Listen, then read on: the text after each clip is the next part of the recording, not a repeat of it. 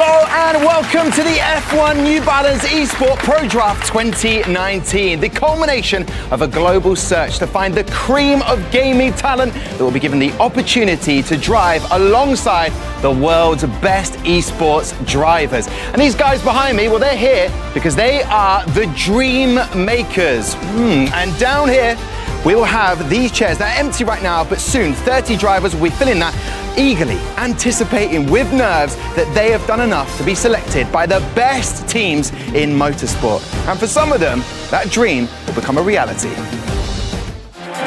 Welcome to a brand new era of esports. It's Fabrizio Donoso Delgado, Ciambole Bassi.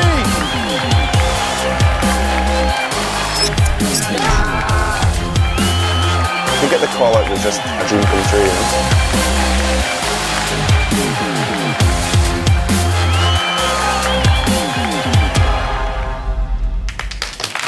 All right then, now listen, joining me down over here, come over this way, because joining me on the desk tonight are the one and only, back 3 years in a row, it's the only one and only Mr. Matt Gallagher from WTF1. Matt, hello. You're here, you're back. Again, yeah, 3 years in a row. It's awesome. I sounded like I was doubting that for a second. I've been called back, so this is beautiful stuff. So you'll be casting an eye over these competitors from the kind of gaming side of things. Yes, I'm really excited. As you say, 3 years. It's getting sort of more serious every single year. I'm kind of frightened to see what's going to happen next. But, you know, obviously with the likes of Lando next to me, it's obviously going to be great. We're going to analyse a lot and see who's going to get picked tonight. Indeed. The more serious it gets, the better the spread is. Lando knows this for sure. Backstage, Lando, McLaren F1 driver, back in the building. The difference between this year and last year is you're now driving in the F1. How are you feeling? About F1? Yes. Pretty good. Yeah, it's not been a bad season so far, so I'm pretty happy. I'm now here, F1 Esports, another thing I love doing, so yeah, it's going to be a good night. Indeed. It's lovely to have you back, because obviously last year we were watching the final.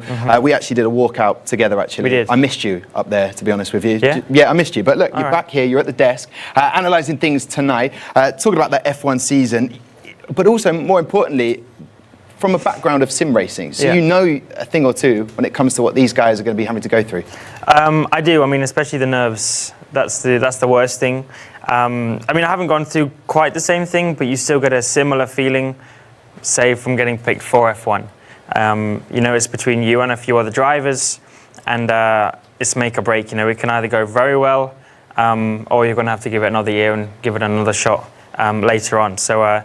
I'm feeling the nerves. I feel what they feel quite often. So I feel for them, but yeah, may the best man win. Indeed. I'm kind of hoping there isn't going to be any laughter like one of the interviews recently that you had, where you had a sort of bit of a meltdown and a laughing fit, but maybe it might happen. Matt, obviously you talked about Silverstone, very exciting. You managed to get in. That's the most important thing. Finally, you managed to get in with the tapping each other. You got in, but that excitement is what these drivers are going to sort of be getting themselves into, aren't they? Yes, exciting. Obviously the real F1's pretty good to watch this guy going around, but also with F1 Esports, you know, we had so many moments last year where it was so tight and so close. We had Baku as an incident, you know, which was going to the line. You know, there was that who's going to win, and I think this year, you know, with Ferrari involved as well, it's going to be fantastic to see all 10 F1 teams fighting for the title. Indeed. All right, so this is the desk sorted for you at home. You've got Matt, you've got Lando.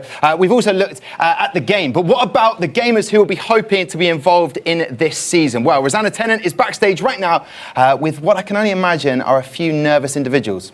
And that's just me, Tom. It's nerve-wracking being back here. I asked the guys how they were feeling, and they said that they're cool, they're calm. But I spied a shaky hand and a sweaty palm a little bit earlier on. This is a huge night for them. Whatever happens, if they're chosen, their life could change. It's a huge opportunity to work alongside the F1 teams. So they might be cool and calm now, but I know from experience that the tension mounts, and it's going to get increasingly nerve-wracking throughout the evening. Take a look at these calm faces. I think we're going to see some different faces throughout the course of the evening.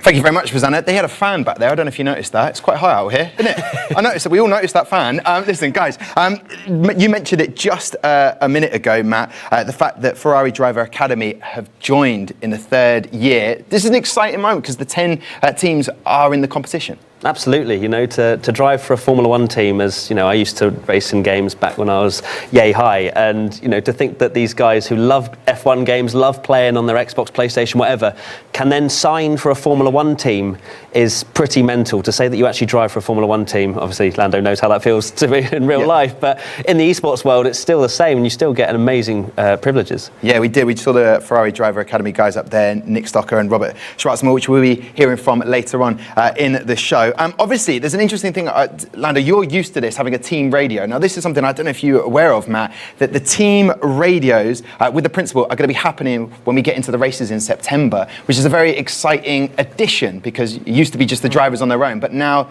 they'll be having a team principal. What's that like, Lando? It's, I mean, it can be good and bad. He can bring you through like tough times. You know, he's there to, keep pushing you, motivate you, help you in any way possible. But at the same time, he can be the most annoying guy in the world. Okay. He can be the guy you just wish wouldn't talk for a long time. Is there a mute button? Well, I can just unplug my radio. Okay, that's beautiful. But it depends. But yeah, he's there to help you. He's advise you whatever you need, basically. Even food and drinks, so you can just ask him, so. That's a beautiful thing. There's sort of a conscience in the background looking over you. Well, listen, I'll chat more about that in a bit, Lando. Now, listen, some of you may be wondering how we got down to the final few drivers here tonight. Here's a little something I knocked up earlier to explain exactly how this thing works. The first race of the Formula 1 Esports Pro Series is underway. F1 Esports is back with the F1 New Balance Esports Series 2019. A truly open competition that gives global gamers a route from bedroom to podium to race alongside the best esports drivers in the world for the biggest teams in motorsport. Here's how it works. It all started with the online qualification open to anyone with the F1 2018 game on PC, PlayStation 4 or Xbox One. There were 3 qualifying events that mirrored the real-world F1 calendar, each running for 2 weeks: Shanghai, Baku and Catalunya. Each qualifying event was a different racing scenario designed to challenge the driver. Drivers are scored based on lap times, clean driving and how much driver assist is used. The top 6 drivers from each event qualified and were then invited to a final playoff here in London. 1 race per platform with the top 10 finishers on each qualifying for the Pro Draft. Here they must race to stay in the competition and progress to the live draft show, where they will be joined by any Pro Series 2018 drivers who have been released from their teams. The official F1 Esports teams then pick at least 1 driver to join their existing driver rosters and represent them in the Pro Series. The newly formed teams will battle it out across 4 live events from September to December for all the team and drivers' championships and a share of $500,000 prize fund.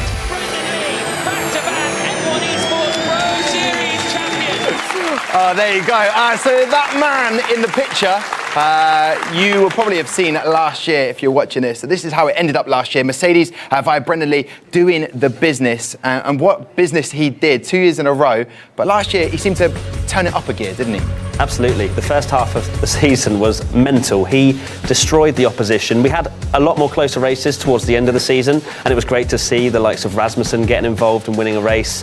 But Brendan was just a class of the field in the first half, and he ran away with it, which was unfortunate because we like to see a tight battle at the top.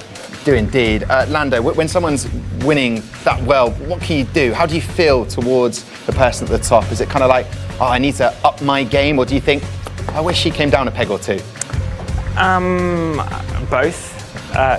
You don't want him to be not as good, but at the same time, you know you have to up your game. You know, the only reason he's beating you is because he's doing a better job on setup or he's driving better. So it's 2 things, and those are 2 things you can quite objectively just try to work on. So it can be frustrating, but at the same time, it's part of racing. Yeah, so maybe the theory is just don't rage quit. Just try and stay calm and work on the setup. I like that. So the results have directly impacted this year's draft pick order.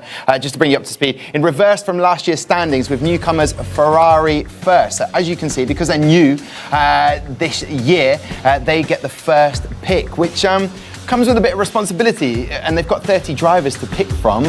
That's rich pickings. They get to choose the best driver, but they could get it wrong. And I don't mean that in any disrespect, but they feel like this is going to be the driver that's going to get them to compete with Mercedes from last year? Absolutely. I mean, having first pick for anything, if it's a sports team, you know, when you're back in school, I was never picked first, but you know that you want to have that first pick. You have, as you say, it's rich pickings. You can pick the person who won Heat 1 or the person that won Heat 2, and that's a luxurious position to be in. And I think all the other F1 teams will be like, damn. Yeah, it could happen. And obviously some of the teams will have already made that selection, and then another team goes and picks that driver, then they'll have to reassess. Do you reckon they'll be looking on the fastest driver, or is there a mixture of what they will bring to the team? There's a combination of a few things. You want consistency, speed, and I guess effort and teamwork in it.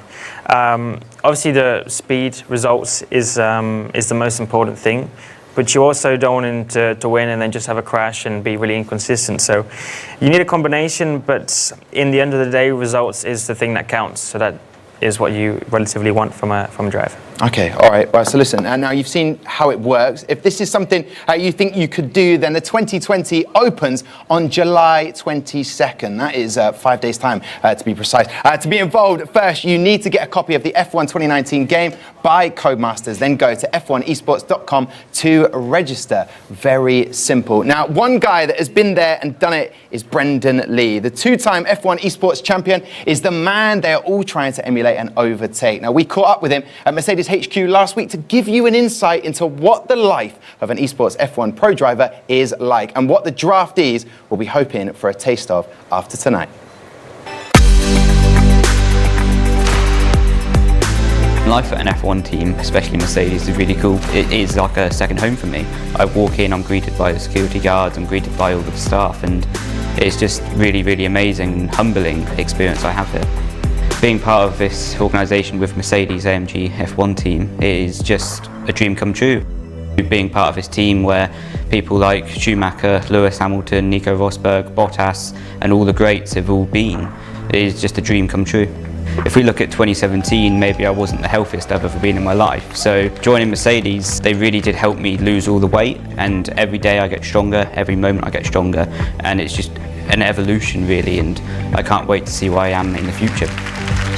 For me personally, being in the arena with my competitors around me doesn't really add pressure. In some ways it takes away pressure from me because I know that they've got exactly the same equipment as me. I personally don't look at it as I have one or two main rivals. I look at it as I have 19 rivals, what I have to beat. I don't look at it as, oh, I have to beat one person. I have to beat 19, and that's my objective. I think being there from the start and having the opportunity to win the first season and have my name go down there is really, really special, and I can't wait to look back in 50, 60 years time and go, yeah, I did that. Looking forward, it's just going to keep growing. It's growing at such a rate that I can't predict where it is in 5 years, because from season 1 to season 3 this year, the change is huge, and it's only going to get bigger, better and stronger, and I'm really excited to see where it is. My biggest advice to any driver trying to get into F1 Esports, especially in the pro draft, is sort of don't give up. There will be moments where you think it's not that likely, it's not going to happen, but if you keep pushing, and no matter what happens, if you give it everything you have, you'll walk away with your head held high. Yeah, I love that. Seeing some of the audience here tonight, thank you very much for them turning out. A double thumbs up! Unbelievable scenes. Double thumbs up there. Brendan Lee, the man that everyone wants to emulate and be as successful as. There were some critical moments last season where we thought like, ooh, hello, it might not be an easier time for him because other drivers stepped up and managed, like Rasmussen in Baku. Yeah, Baku was a fantastic race. You also had another race where Brendan qualified quite low, but then came through and finished second. So it kind of gave us some hope, and then just drove fantastically to get another great result. And it's quite interesting to see how Brendan comes into this one. Will he become a 3-time F1 Esports champion? From mine and probably a lot of people watching's opinion, we're hoping it'll be a little bit more tough for him this year. Yeah, just please. but he's so good because he's so dedicated to performing at the top of his level. Is there any going to be, do you reckon, Lando, that he's going to sort of ease off in terms of the dedication he puts into the game? I don't think so. It's his job. You know, that's as you see how much he's worked and transformed from the driver he was when he first started to the driver he is now. He dominated so much in the early races. It was, as Matt says, that Baku race where we thought, hello, Rasmussen's got a chance here. Has Brendan taken his foot off the gas, excuse the pun, but like he has, and then all of a sudden he just steps up when he needs to. I mean, he has moments where maybe another driver can just about match him, but his consistency and other things I spoke about was he has the results, but then the consistency he has was by far the best compared to everyone else. So if he can keep that up again, I'm sure he's going to be strong. Okay, now Matt, the insider knowledge that you are bringing with this, Alfa Romeo looked very strong. Berezny, who was his teammate last year, Brendan's, he finished second last season, and now he's left the pack and gone, do you know what, I reckon I can challenge. Do you think he'll be able to challenge this year? Absolutely. I mean, he showed that he had the pace. I think in Australia they were pretty much nose to tail. And I respect Danny Berezny's decision to move away from Mercedes. Maybe wants that number one driver status himself to kind of push forward and try and take that championship. And he has some very strong teammates as well. So I genuinely think Alfa Romeo Sauber will be able to get somewhere near the top. Yeah, now we did discuss this earlier on, and you said, please don't bring it up, but I'm going to. I'm going to go there. Sally Soltonk and James Baldwin, E-Rock champ, beaten Brendan Lee twice. Now, should people be taking notice of James Baldwin, part of the Alfa Romeo team? You concern me every time you say you've brought something up that I don't want you to bring up. But yeah, James Baldwin and Sally Soltonk, they're both very strong. James Baldwin, you know, he's participated against Brendan Lee. He's beaten Brendan Lee, not on the F1 games, but definitely he's had that mental approach to be able to beat someone like Brendan. And Sally Soltonk, you know, he's a very, very good driver, and I'm surprised he hasn't done as well as he maybe should have in the first 2 years. And I think that's mainly down to the mental side and just staying calm and just that approach, as Lando said, it's not just speed, it's having that mental approach as well, the way you can be consistent. And consistency comes from time penalties, which is a big factor in the qualifiers, isn't it, Matt? Yeah. We're going to get to that first one right now. We've had enough talk, let's get to the action from yesterday and see what these guys are made of. Because as you look at the grid there, Nicholas Longwy there, Fibo Suna, they had this opportunity at third, fourth place. They all lined up, the pressure was on them, the nerves, they've come to London to compete. A lot would have been going through their heads at this moment and trying to emulate someone like good old Brendan. Absolutely. Qualifying, as we saw last year and the year before, you know, is so important because we don't have a 100% race. We don't have 60, 70 laps like Lando might have in an actual F1 race to maybe pick up positions where qualifying didn't go to plan. So if you're starting in the sort of bottom sort of 4 or 5, you really are struggling to get a podium. Okay, well listen, your commentator on qualifying race 1 is Alex Jacques. And it's lights out. Good stuff for Longu, and he's alongside Thibaut Suna. They'll go very close indeed into turn number 1. Look at this frantic action on the first lap of this first race. This is the first major braking zone, and it's Longu who does the job ahead of Suna. Then Isaac Price in third, and Gigoli in, well, he was in fourth. He's now down to fifth. Tim Palm getting the elbows out. Dream start for the Ferrari on the first of this 26-lap race as they go down towards Brooklands for the first time. It's pretty well behaved at the moment. Might not stay that way in the battle for fourth place between Palm and Gigoli, and in the background there, but out front, Nicola Longu doing everything he needs to do in the Ferrari ahead of Thibaut Suna, and Isaac Price keeping a watching brief in third place. Pretty well behaved. I think the drivers are understanding this is a long race. Pretty wide turn in though. That is risky stuff into Copse Corner. But they're maintaining position, sizing up their rivals at this stage. We're focusing on Kyle Mitchell in the Toro Rosso. He's in 6th position right now. It's all about the exit from this corner. How close can he get? We're going to find out as we go on board with Gianfranco Gigoli as they go down the hangar straight. He's looking at 4th, but he's also got to get an idea in his mirrors now. He'll be watching all the time for the attack, but none materializes. And it's nicely done right now from these two as they go into the Vale chicane. Nothing between them, but it will be the Red Bull that has the advantage.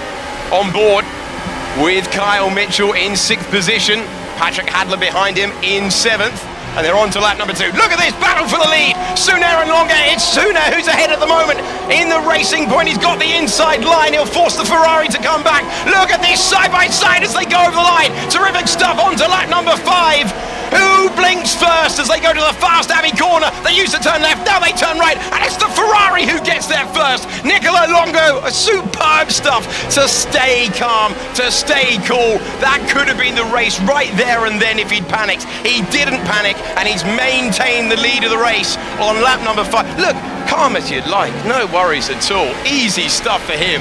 On board with Gigoli right now. As we have a driver in the pits, it's Thibaut Suna coming in early, trying the undercut.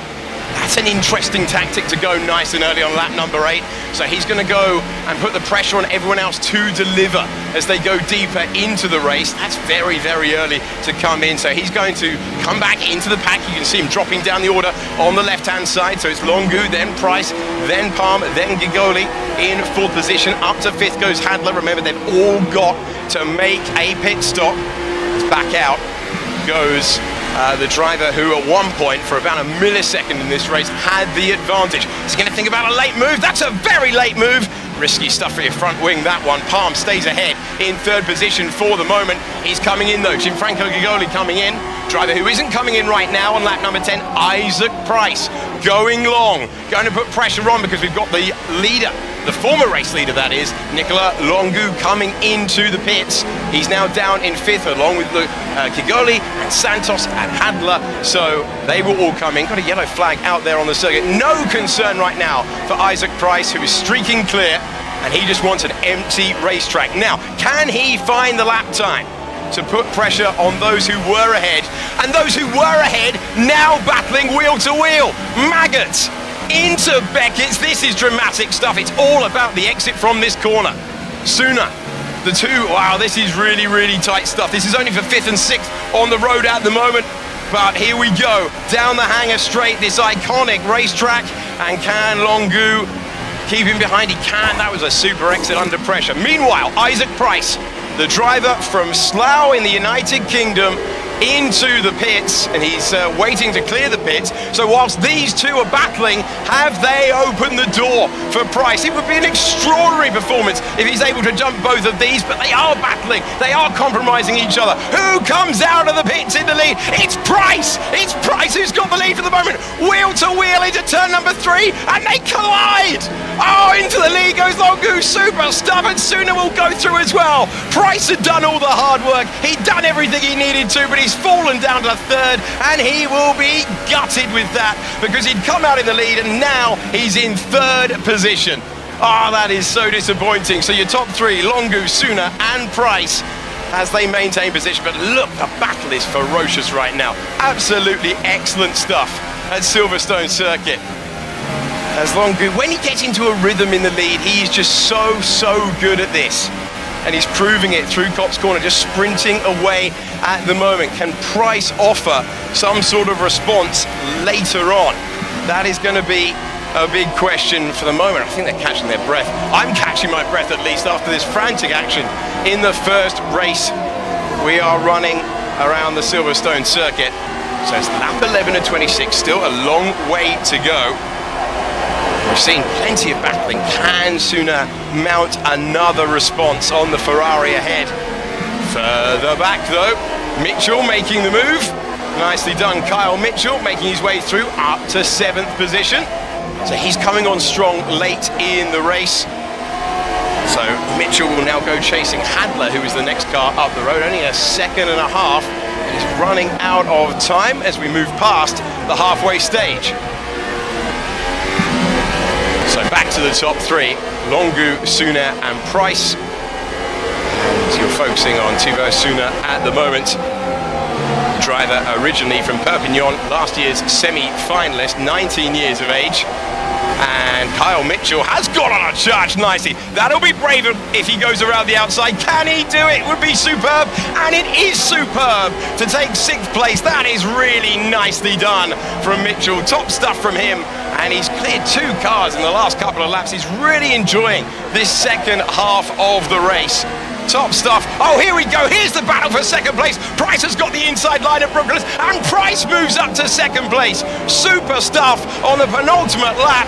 Here we go then. The British driver getting ahead of the Frenchman. Can the Frenchman respond? He's got to stay cool, got to do an impression of Valtteri Bottas. Do what we saw at Silverstone on Sunday, but he can't come back at that corner. It is tough to follow through here, but he's managed to. Nice through there. Maggots is next. You need a whole barrel of commitment to stay with Price ahead, and I think he will do for the moment. Price goes wide. That could leave him compromised on the Hangar Straight. Bit of dust, bit of dirt, bit of worry, I imagine, right now for the British driver. Here comes Sunair. Thinks about the dummy, produces a dummy. Can he take 2nd place? I think he can. That is excellent stuff. And Price will have to lick his wounds and come back again. Can he come back immediately? Don't do a Vettel. Oh, he hasn't done a Vettel. He's okay. So just about hangs on as they go through the Vale chicane. Great battling between these top three as we come to the final lap of this 26th lap race. And the Renault tucking in with the use of DRS. Of course, it's the 2018 configuration. Is he going to jinx the inside? No, he's waiting. He is waiting. It's a favoured passing spot last weekend for Formula One, but he is waiting. He doesn't want to give the advantage to Suner to try and come back. That's tactical driving. That's clever stuff from Isaac Price. Now, Suner trying to break the toe. Price going to get the inside. I think he has got the inside line. Side by side, there's no real heavy braking zones around Silverstone though, so it is so tough if you can't get that inside line. And Thibaut Suner, he'll just be driving on his mirrors all the time now. Not even sure he's looking forward on the racetrack right now. So calm when we cut away, eerily calm as we go through Copse Corner. This is the final tour, a little bit of a leery moment there as we saw Price's intense concentration. He is super close right now. Can he deliver when it matters? And it matters right here, right now. Can he do it? Suner's under pressure, but Price will get the DRS. 0.2 of a second. Can he turn that into second place? Third at the moment. Wait for it. Deep breath all round. Can he sweep around the outside? This would be audacious. And it is. Super stuff from Isaac Price. Oh, Suner thought about coming back, but he can't do it. And meanwhile, whilst they battle at the front, it's Nicolas Longu who comes across the line to take the checkered flag. And look at the relief and joy mixed together. Whilst the battle for second was ferocious, he's done the job in the Ferrari. A super performance from the Frenchman. Wowzers, what a race that was. First qualifier, a great way to start the night. Now the confirmation of the first 8 drivers through with a chance to be picked in the draft later in the show, as you can see in front of you. But I'll tell you what we can do right now is we can welcome them out. So in 8th and 7th place, we've got Sebastian Tekoj and Kyle Mitchell. And in 6th and 5th place, we've got Patrick Hadler and Tim Palm. There they come. And in 4th and 3rd place, Thibaut Suner and Isaac Price. And in 2nd and 1st place is Gianfranco Giglioli and Nicolas Longier. Here they are. Oh, my man, Nicolas. Are you feeling good after watching yourself back on the TV there? Extremely good. I can't wait for tonight. Yeah, and did you feel like you did a fast enough time? Yeah, of course. That was a really good race for my part. Okay, perfect. And obviously, as Gianfranco, we go way back. Are you hoping to get drafted tonight? Is tonight the night? Yeah, this is the third time, and I'm very confident myself. I did a very good job yesterday, so this is the right time. Okay, my fingers are crossed for you, Gianfranco. I got your back. All right, listen, let's go and have a chat with the man himself. It's Mr. Chase Carey, Chairman and CEO. He is with Rosanna Tennant right now. Thank you, Tom. Chase, good evening. How important is it for Formula One to have the esports series like this? We're very excited about the esports franchise. I mean, it really enables us to expand our reach, connect with non-traditional audience, really bring new fans into the sport and enable them to engage in a new and fresh way. Now, the eagle-eyed fans will have noticed that we have 10 teams competing this year, Ferrari joining in. How important is that, and how glad were you to see them on the roster? It's tremendously important. I mean, we're thrilled to have all 10 teams. The sport's been growing fabulously. The growth in qualified drivers, has been tremendously exciting. But there's nothing better than having all 10 teams up there, on that podium. Absolutely. And what does the future look like for F1 Esports then? It's great. I mean, again, the growth in qualified drivers this year, the growth in quality. I mean, these drivers are, more and more talented. I think they could give a real challenge to some of those guys that were racing in Silverstone. But it's very exciting, and the growth geographically into countries that, again, we haven't aren't our traditional, franchises, has all been a part of what makes this so exciting for us. We'll have to get you on a sim soon, Chase. Thank you very much. Matt, over to you at the touchscreen. Thank you very much, Rosanna and Chase. Now let's have a look at race 1. I have a few pick of the bunch highlights for you here, and both of them involve Isaac Price. Now, comes out of the pit lane, and Nicolas Longuet round the outside in the Ferrari. He's not a Ferrari driver at the moment, but that's the car that he is racing in at the moment, and the Sport Pacer Racing Point team car of Suna going up the inside, and that battle does not end. Lap 25 and 26, they're still side by side, reminiscent to the actual real Formula 1 as well, as it's just fantastic action to see. Isaac Price coming through to get second on the road, but third because of a penalty. And now let's have a look at Isaac Price's profile whilst we're here as well. A man that is a veteran to this esports series and also esports as a whole. And what unbelievable racing we had on the last lap of this race, around the outside at Stowe to take the, P2 on the road as I say, but P3 in the live sim race. And there you go. We've got some driver stats as well, some external ratings of him. 3.9 for charisma. Tom, I reckon you'd rate a bit higher than that. Yes, maybe, Matt. Can I get back to you on that one? He's just giving me a nod. Did you see that, Matt, that Rosanna and Chase were in the VIP area? Anyway, I am currently in the draft section. Isaac, have they offered you, like, snacks or a drink or anything? Well, I've had a couple of drinks, but... Fair enough, that's everything I need. So if you need anything else, just let me know.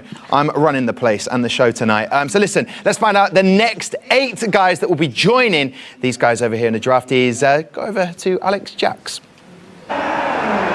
The lights go out, and we're underway for race number 2. Shields with a good getaway, needed that. Then Perez and Lucas Blakely, the top 3 maintaining position, and off the road there in the background, one of the racing points as the McLaren goes to the inside of the Haas, but he's going to try and go all the way around the outside, Blakely, and Lucas Blakely will get himself the inside line now.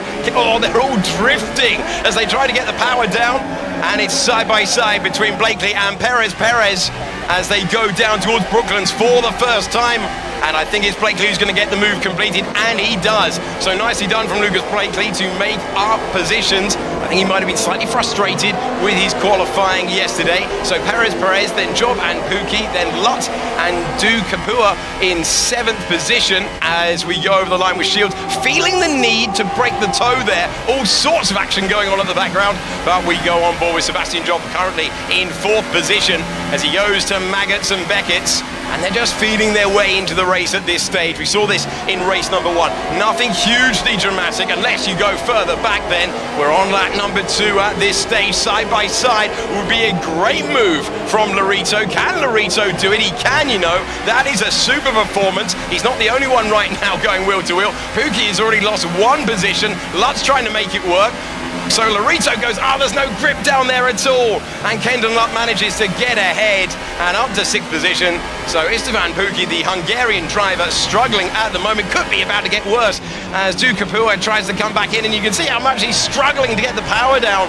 Really struggling at this stage. And Alessio putting all the pressure on him in 8th position. And Pookie just has to stabilise right now, just has to catch his breath and try again. So we're on board, we were on board for a second. Okay, we go back to the battle for 7th position. Oh, they're so close to contact. Careful, guys. You do not want to tumble yourself to the back of the order. So much pressure on all of these drivers to deliver with what is on offer. And what is on offer is a life-changing experience, potentially. But Kapua does what he needs to, and he claims 7th position. Brown got through as well, and Pookie, after running in 6th position earlier on, tumbles to the back. Brown fights through on the inside, and he gets to the inside of the corner on lap number 6. He's in 8th position right now, and he will go chasing the Ferrari in a few moments' time. So just a chance for him to... They're really struggling. You can see spits of rain beginning to fall right now as they go under the Red Bridge, and the intensity, it is almost surreal in this studio. No noise at all, but plenty of intense battles on track as the drivers try to forge their way to the front. Talking of the front, here we are. Daniel Shields ahead of Lucas Blakely and then Perez. Job is in 4th position, and is that a problem in the background there for Du Kapua? I think it is. He's tumbled all the way to 12th position, and that's a horrible luck for him as he finds himself down 4 places. As you can see from the graphic, that is hugely frustrating. Now back to the lead. Lucas Blakely trying to take it to the Australian driver. Daniel Shields ahead. They'll go side by side into Stowe Corner. Oh, this is so difficult. We see so many moves around the outside, but these moves in the spitting rain is so tough right now for them. On stick tyres, damp conditions developing, and that is a super move from Lucas Blakely to get into the lead in his Haas. And the passion from these drivers evidently on show. Daniel Shields will take a breath, try to come back. Just got to stay cool right now. Conditions could change as we go further into the 26 laps of the race. Just take a moment. So Matic right now, you can see on the hard tyres, and it is probably beginning to get into intermediate territory. Is that the gamble you take? You want to stay out there for as long as possible. That is why no one's troubled their crew at the moment to come in for a pit stop. And Matic at the moment chasing down Leroy Brown. Brown, who's been involved in quite a lot of the action so far at the moment, thinks about the move, and into the pits. Here we go, here comes the action, and they are putting on the intermediates. So Blakely and Perez putting on the intermediates, Shields deciding to go for another lap. And if the conditions, well, if he's read this the wrong way, this could really undo his race. Conversely, could make it, could reclaim the lead that he lost. Here's the driver that he lost the lead to, Lucas Blakely, coming back out of the pits. And that is Daniel Shields, lap 12 of 26. He's surely going to come in this time. He does come in this time. Past the daisies. I need to get the mower out of Silverstone. Okay, this is absolutely crucial for the race lead. It's such a long time. So frustrating. The drivers tell you in real life that they use this moment for a bit of a breather. But I don't think Daniel Shields wants a breather. He wants to get on with it as quickly as possible. So which was the right way to go? Was it the slick tyres? Was it the intermediates? We're about to get our answer. This is going to be so important. 22 seconds was the gap for Daniel Shields. Blakely is coming all the time, and he'll send it to turn number 1. Wait for it, we're about to get our answer. Who comes out in the lead? And Blakely retakes the lead of this second race. And he did manage to make the right call on those intermediates. And you can see Shields comes out 4 seconds behind. And Blakely just focusing on doing the job. We're only at the halfway stage. Nothing guaranteed at the moment. We're on board with Daniel Shields as he gets used to that intermediate rubber. So Matic now in 8th position, putting the pressure on Leroy Brown. He can't make a half move, and he knows it.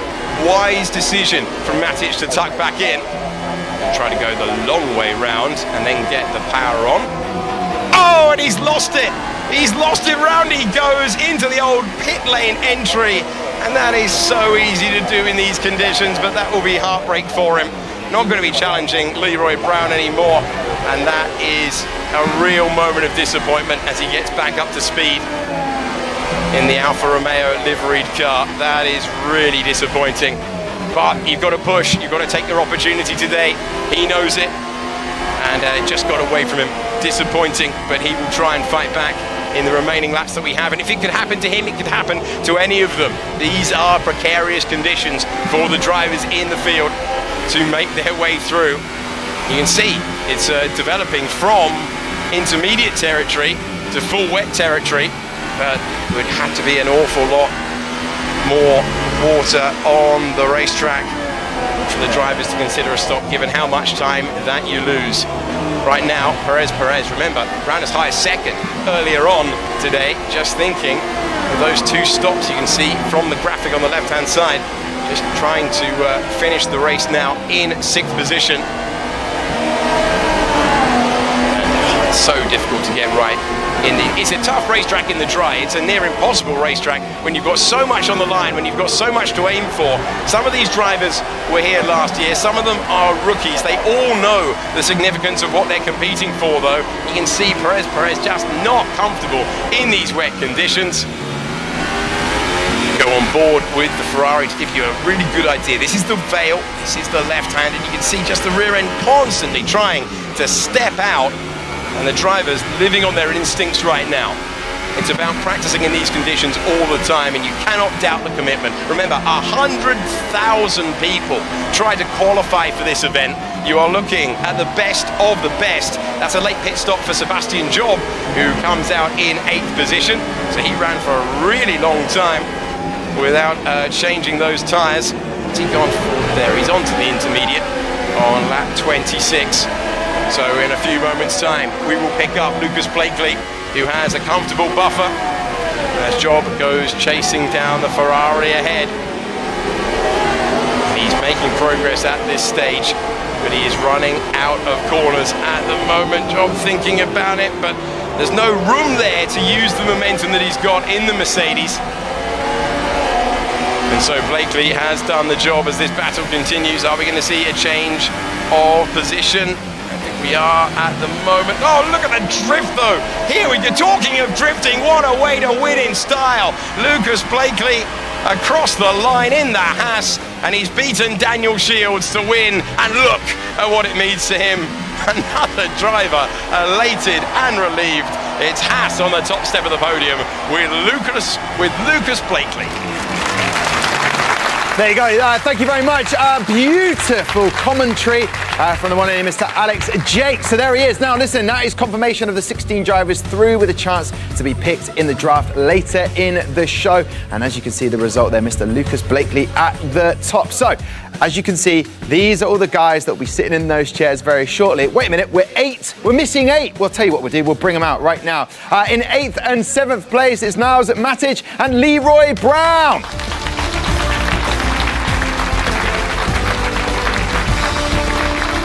And in 6th and 5th place is Benza Sobo-Kony and Caden Lott.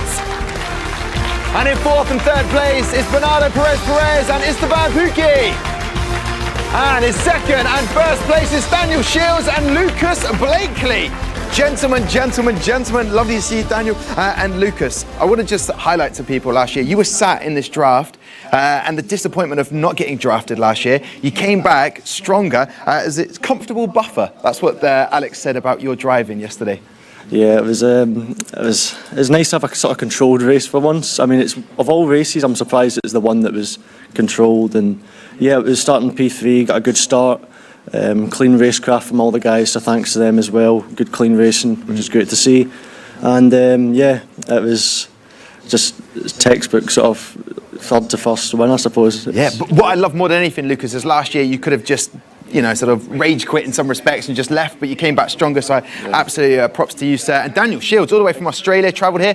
Are you enjoying your time so far? Yeah, it's been great actually. The weather's quite nice as well, better than I expected it to be. So yeah, it's good fun, enjoying the competition as well. No, listen, Daniel, you've heard wrong. England is constantly sunny. Listen, gentlemen, I'll let you take your seats, but in the meantime, Matt, what did you make of that race?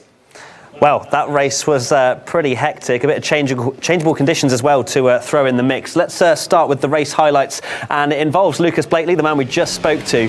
What an awesome move around the outside at Stowe Corner. Changeable conditions, as I mentioned. You can see the rain droplets and then the drift over the line to win the race. There were quite a few penalties, I seem to notice. He gets a love tap as well as he comes over the line, but look how much it means to him. A man that wasn't picked last time out, and he was furious at that, but he came back even stronger. Let's see if we can get up his profile as well. That's Isaac. There we go. Lucas, the lovely man himself. As you said, you know, he's got so much passion, and it showed. What a measured performance from him round the outside at Stowe. I mean, if you were sat there in real life, you'd be absolutely buzzing that you'd chosen that spot, and you can just see the passion. It's great to see. And if we now cut to his little breakdown, you can see 4s across the board on his driver stats, and maybe not the best over one lap, as he mentioned he qualified 3rd. But finished 1st in the race, and that's where the points go. So, Tom, back to you. For what you're saying, Matt, because we can see Lucas, and if he's not happy with what you're saying, there will be an angry face in the building. But Matt, summing it up perfectly there about Lucas, you know, he was so disappointed, didn't let it get to him. He's gone away, got stronger, got better, and then was able to put it into actually in the qualifiers yesterday. Yeah, I mean, he won the race by 10.9 seconds to P2, 35 seconds to P3. So it wasn't like just a small margin. He did it by a pretty good margin, which is good to see. So, like he said, maybe a little bit work on the qualifying side of things, but in the race he did the job he needed to do. Yeah, and in the first 2 qualifiers we've had, Lando, there's been a lot of penalties and a lot of decisions. I mean, Sebastian Job, I don't know what happened to him. Going into pit with 1 lap remaining, it just didn't go right for him, and he'll be kicking himself. And it's so brutal in the fact that these qualifiers, you lose 4 drivers. Yeah. You know, they've done all the hard work, they get here, and then it just doesn't go right on the day. It's tough. It happens. But I'm sure, I know Seb reasonably well, and he's a very good driver, so I'm sure he's going to come back stronger, just like Lucas has. Give it another shot next year and try and go for the win again. But it is tough, you know. There's a lot of drivers trying to get into these chairs right here. And not all of them can. Very comfy chairs. They're a little bit comfier than these ones, actually. I might swap one in a minute. But obviously, they can take from this now. They've done the hard work to sit in those chairs. You can imagine the nerves they've got right now, not just for trying to make sure they didn't slip up on the stairs as they were walking down, but the nerves will be jangling over there. They will be.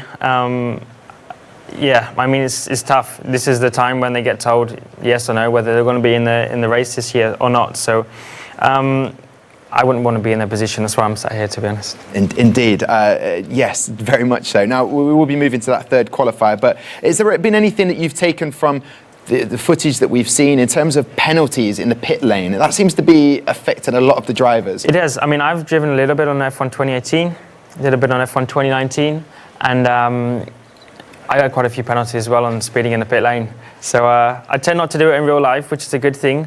But yeah, it's easy to do on F1 2018, so catches people out, as we saw, and it's quite costly. Yeah, indeed. Daniel was talking about the lovely weather we've had. Did you manage to catch any of Wimbledon? Just out of curiosity. It'll make sense, this question, in a second. I was racing, but yeah, a little bit. Okay, cool. I watched the cricket. The cricket was better. It was brilliant. But just to tease me up, because Rosanna Tennant is with the one and only Heather Watson backstage. What has she got to say? Well, it's a completely different ball game over here, Tom. I am with Heather Watson, British number 2. We're talking tennis, just in case anyone's missed the references there. Of course, Wimbledon mixed doubles champion in 2016, New Balance athlete. The list goes on. Heather, what do you make of F1 Esports?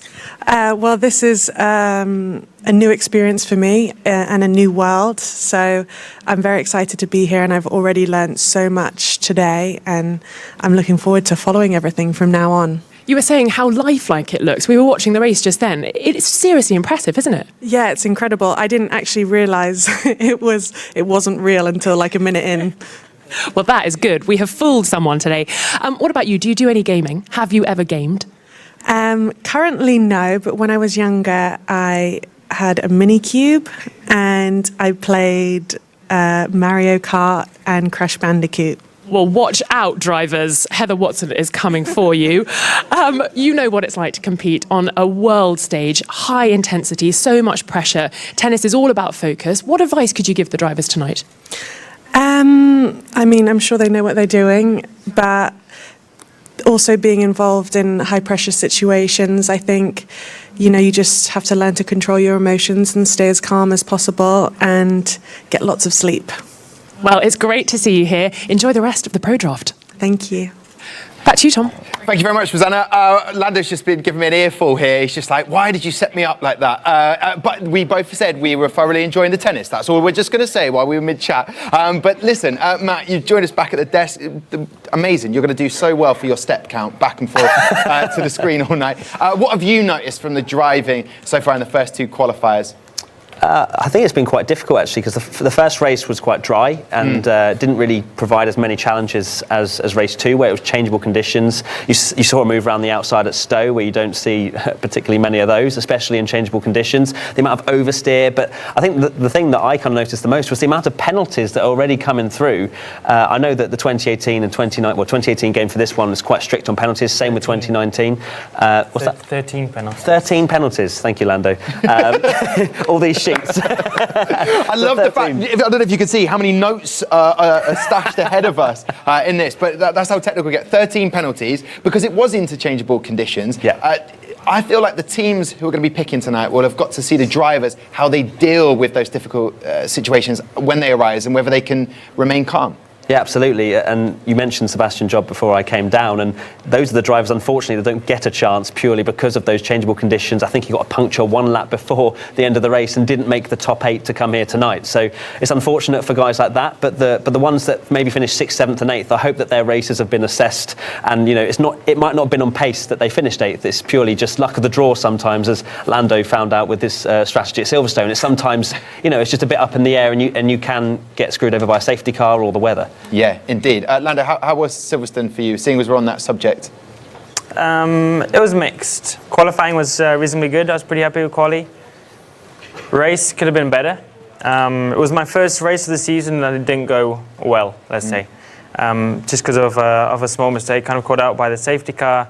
and choosing the wrong strategy, basically. And it cost me a lot, and obviously it costs everyone a lot. So it happens, but the thing is, you have to move on and try and improve for next time. Indeed, and learn from it. I was loving the lovely shot that you would have seen. All the team principals up there, they brought a bit of merch along, which I'm enjoying tonight, which I'll be handing out to some of these drivers. The longer we sort of eke it out, which is, ooh, look at some of that stuff. Anyway, it's not important. I need to stay focused. Matt, the thing is that they need to know that what they can do, but for those 8 drivers that went through, sat over in those chairs, they'll be feeling quite confident. I've done what I needed to do to be here, but only 10 will be picked. It's 1 in 3, isn't it? I mean, you say confident, I look over and they don't look particularly confident to me. But yeah, I guess the guys that finish in the top 3 in each of the 3 heats would be, if I was that person, I'd feel pretty confident that at least I'm on the radar of one of the teams. But it's not just the racing. You know, they've been interviewed by the teams as well. They need to have that personality to back up their speed.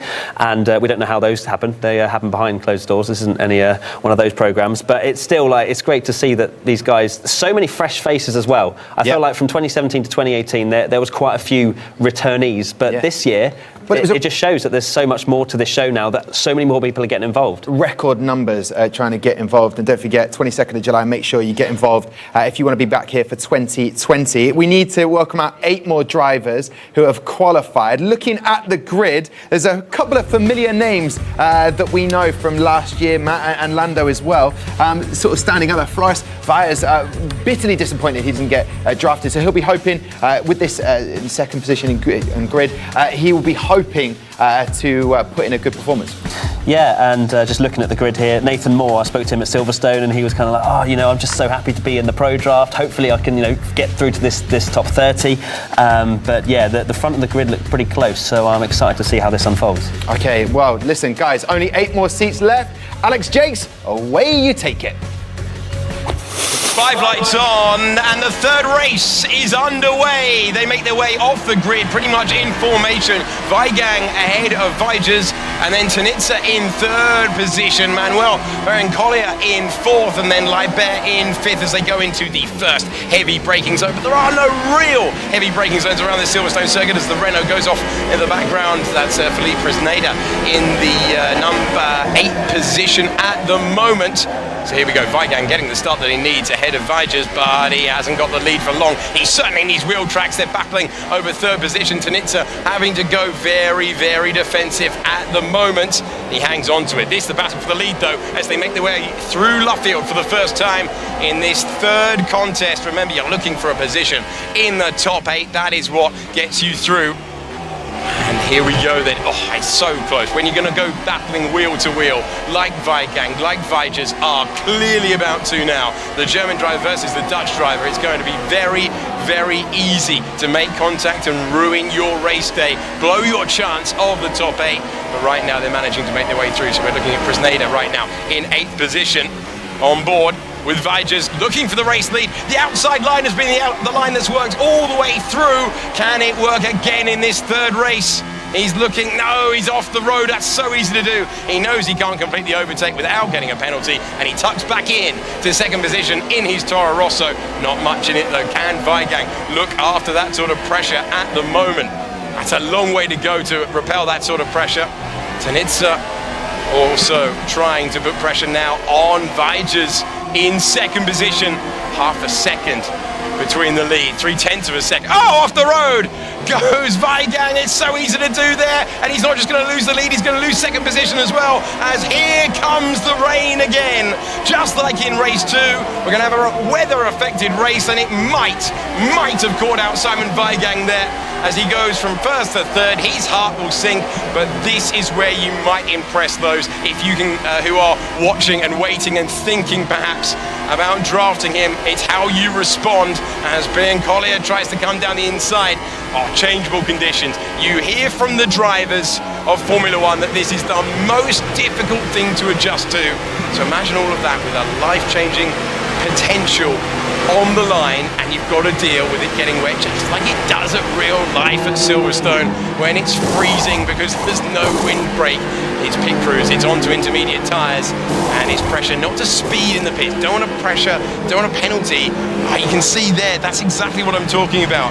For Nathan Moore, you've got to avoid that today. Lap number 4, it's Sinitsa up into the lead, then Weigang, who went off the road earlier on, and all the cars in the pits then to get those intermediate tyres. So drivers who might have been quick in qualifying on one set of tyres might now struggle with the different track conditions. We're on to lap number 6 of 26, and Weigang down there in 9th position. Our former race leader, can he make some progress back through the field? He's going up against Emanuele Prisciano, and Prisciano right now using too much of the curb out of turn number 5, going to leave him vulnerable. I think the Ferrari driver knows it as well, and the Haas has the inside line, and the fight back, Weigang will hope, starts right here as he makes himself big and wide and unpassable, he hopes, into the never-ending, seemingly never-ending Luffield corner, and it is seriously wet out there for all of the drivers. So you can see they've all made the stop right now as we go on board with Sam Leibert, and Leibert will be desperately trying to get past the Ferrari like we saw a few moments ago, the Frenchman originally from Lens, and he's closing in, closing. How brave is he going to be on the brakes? The answer coming your way any second now. It's the outside line that is usually favoured. You can see the Ferrari off the road as Emanuele tries to keep it together, but that's a tidy pass. That's nicely done by Leibert, and he gets himself up to 9th position. Weijers continuing to lead. The young Dutch driver on lap number 10. Difficult conditions for everyone out there. Remember, the first race was bone dry. Race 2, weather affected. Race 3, also weather affected. And it's about delivering in every single condition to showcase your talents. But my word, this is tough. I really feel for the 11 drivers in this contest, because you are so heavily punished in the wet compared to the dry. If it's just a minor mistake, careful of those painted white lines. It's a nice move from Tonzilla to the inside, and he gets the Red Bull slowed down. He can start chasing the Ferrari up the road. We're on lap 15, and we're on board right now with Presneda, and he is coming back into the pits. The driver in second place gained a lot there, certainly under braking. So into the pits we go, and we go back on board with Weigang, trying to make amends. He's found himself back behind the Ferrari once again. This battle going lap after lap after lap, and this is intense stuff. Now, can he find the inside line? Don't always want to be on the inside line, as Lewis Hamilton showed us a couple of days ago at Silverstone. He's just trying to get the power down, and he's got the position now. Oh, there's a spin there. There's a spin for Prisciano as he goes round, and he drops down, squeezed to the inside, tried to get the power down, didn't have the traction, and he's paid for it to 6th position. And the McLaren being chased by Presneda, and Hologon under serious pressure right now, and he's being passed to the inside of Stowe corner. Plenty of overtaking in this third and final race, but not long to go. Remember, you've got to make your stop, and you've got to at least come into the pits on one occasion. But look at how tough this is. Prisciano and Leibert coming in for the wet tyres, and different drivers in the field running different tyres right now. If you're out there on inters, it's a case of stay out there on inters and hope that you've got the right rubber on. But look at how wet it is right now. One mistake, you've got to be so gentle when applying the throttle, and the drivers all know it. Presneda trying to chase down the Williams of Biancolia, and Biancolia will hug the inside line. Presneda won't mind that one little bit, but how much grip is there out there in these conditions? The answer, a fair bit. Tidy pass and up to 5th position. Really nicely done. The Inters, despite what you're looking at, seems to be the best tyre at the moment, even though it seems like the drivers are dealing with basically monsoon conditions at Silverstone. And whilst this all goes on, Floris Weijers is having the time of his life out there. It's a good move from Presneda on the penultimate lap of the race. On board with David Tonzilla. He's got Shanaka Clay ahead of him, the British driver, and he's got his designs on 2nd position. This is the loop introduced in 2010 around this Silverstone circuit. Drivers will be thinking about anything but that right now. This is so challenging to get the power down in these conditions. It looks as if Vages has done enough for the win. But who will be second? It's Clay versus Tonzilla, and he's desperately trying to go around the outside. This will be pretty brave. Will he be given room? He'll keep it in there, close to contact. How on earth are they still pointing in the same direction? Who gets the power down first? That is a masterful pass for second place from Tonzilla, and he's managed to get himself up to second. Clay is demoted to third, but that was magnificent driving from both of them as they battle their way through these tough conditions on the final tour of the race. And they'll both be delighted to be on the podium, but changing for second position, the Red Bull ahead of the Mercedes, and all of this going on whilst the Toro Rosso of Floris Vages is in the lead of the race. And once again, concentration until the final corner of the last lap. And talking of that, it's what you're looking at now as Floris Vages comes across the line to take the checkered flag. And that was a masterful performance. And look what it means to him. He's done what he needed to. It would have been so easy to make a mistake as Tonzilla and Clay complete the podium, but they're delighted all round. Super driving skills as he says a prayer of thanks to the big man upstairs. That was super talent, and another excellent race. All right, well done to those guys. That is a confirmation of the results, and unfortunately the 3 drivers leaving, but congratulations to those 8 flying through. And this is now the confirmation of the 24 drivers through with a chance to be picked in the draft later in the show. Right then, let's welcome them out. In 8th and 7th place, you've got Simon Weigang and Matthias Colligan. And in 6th and 5th place, you've got Manuel Biancolila and Philip Presneider. And in 4th and 3rd place, Roy Arnolds and Shanaka Clay.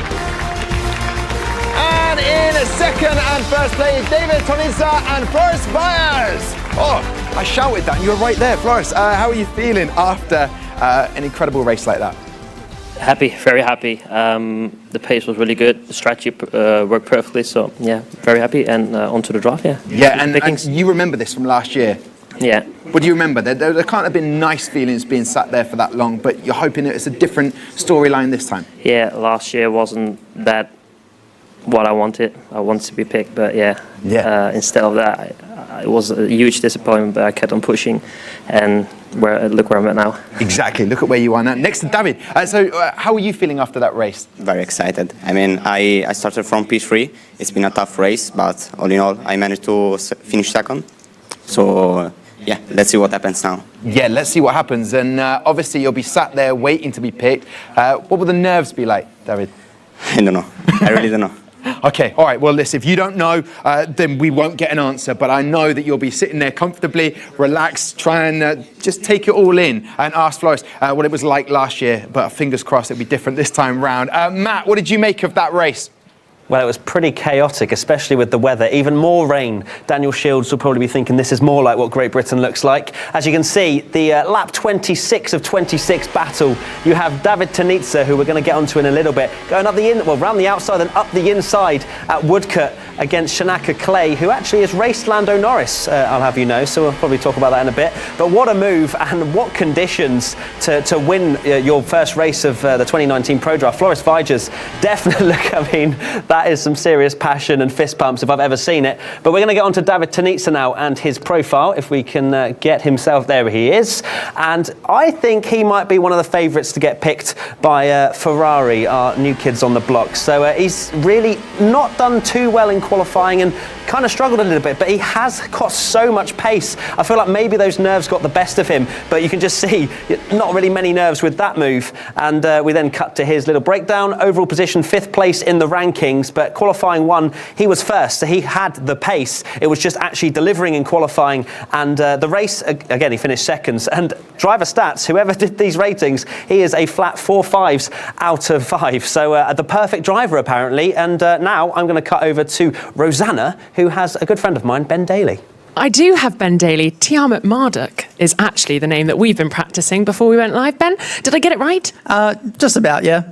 Okay, well, we'll brush over that. You are having quite the week. You were in Silverstone at the weekend watching the F1. How about that? How was it?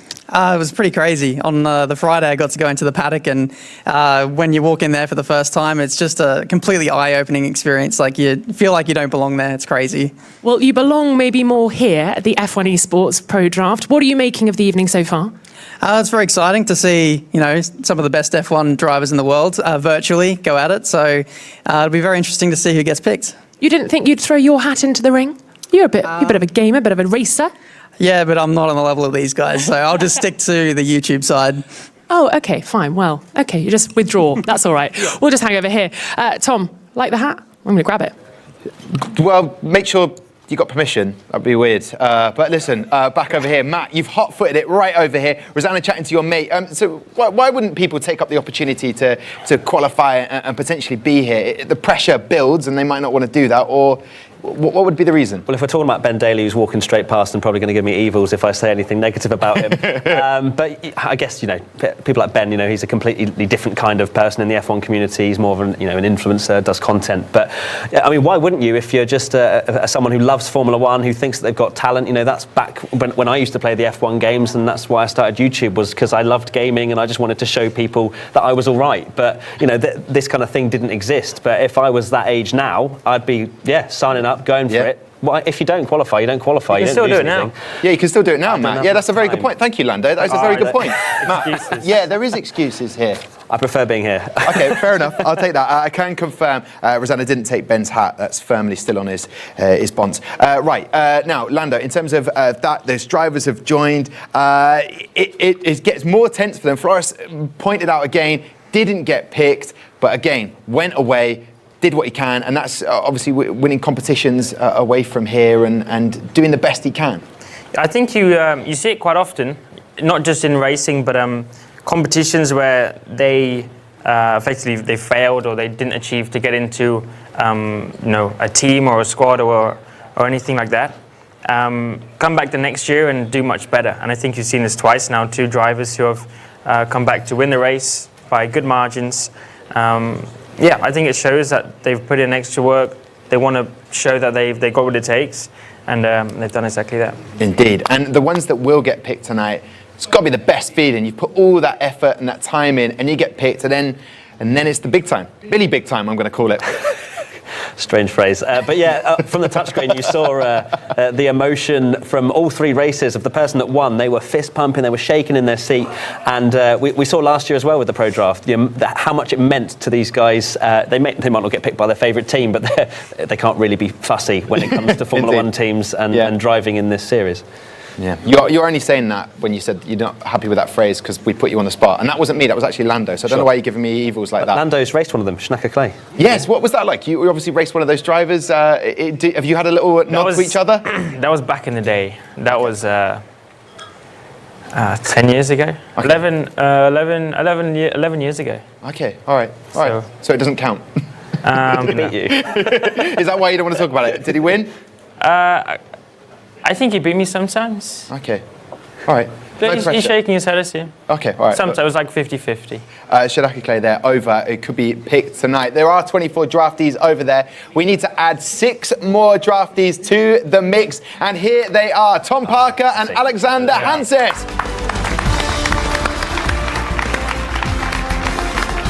We also have Sonic Soltank and Alec van der Waal.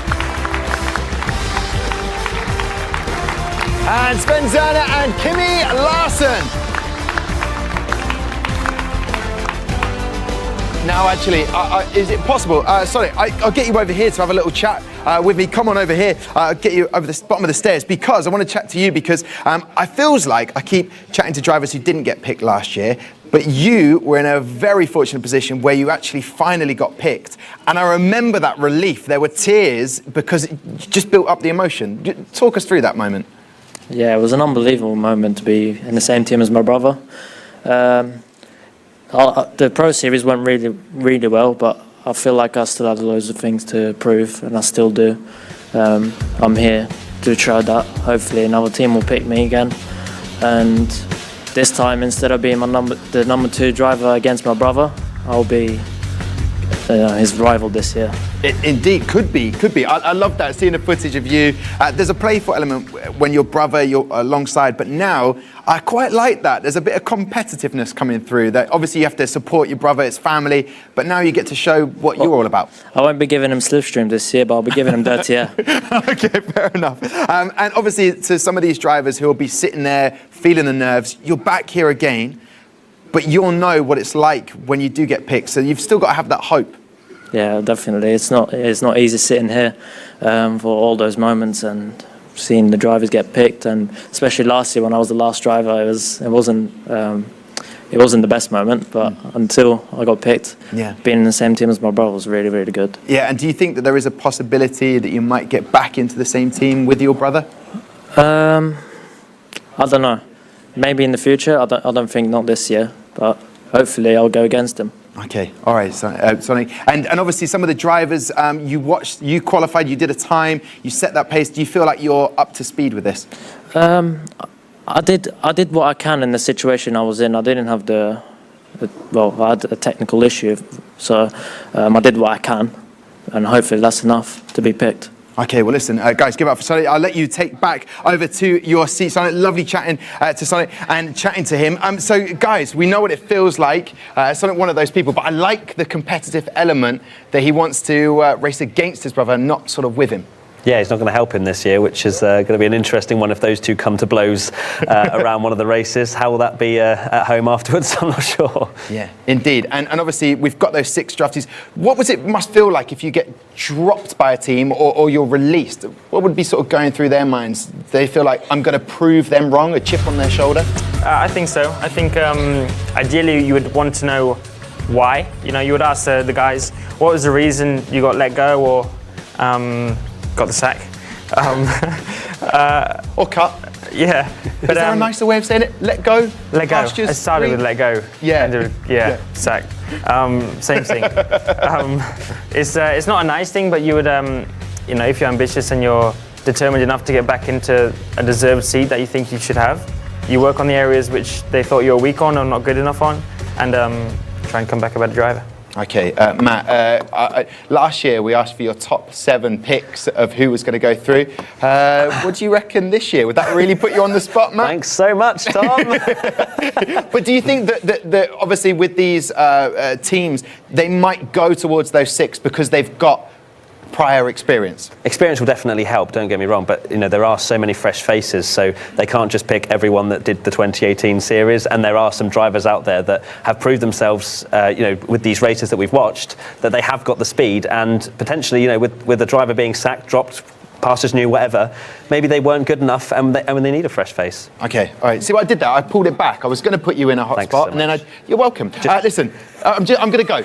Listen, Matt, actually, do you know what? I'll just sit here for a second because our draft lineup is now complete, and in just a few minutes we will find out which of these 30 young drivers have been selected to join the rosters of the F1 Esports Series.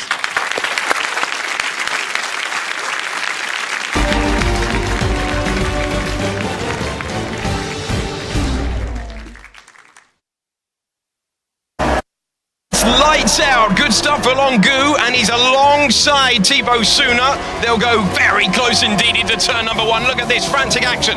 Who comes out of the pits in the lead? It's Price! It's Price who's got the lead for the moment. Wheel to wheel into turn number 3, and they collide! Third at the moment.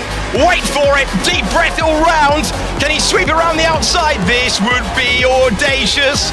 And it is! Super stuff from Isaac Price. It's Nicholas Longu who comes across the line to take the checkered flag. And look at the relief and joy.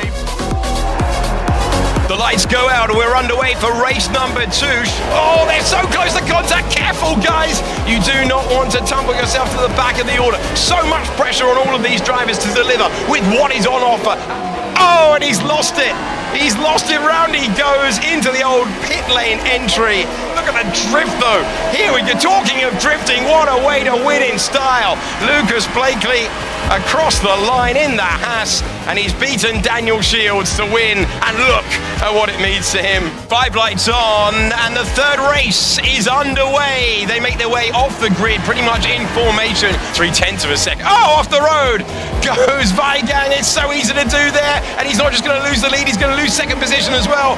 He's just trying to get the power down, and he's got the position now. Oh, there's a spin there. And he's desperately trying to go around the outside. This will be pretty brave. Will he be given room? He'll keep it in there, close to contact. How on earth are they still pointing in the same direction? Who gets the power down first? That is a masterful pass for second place from Tonzilla, and he's managed to get himself up to second. Clay is demoted to third, but that was magnificent driving from both of them as Floris Vijers comes across the line to take the checkered flag, and that was a masterful performance. And look what it means to him.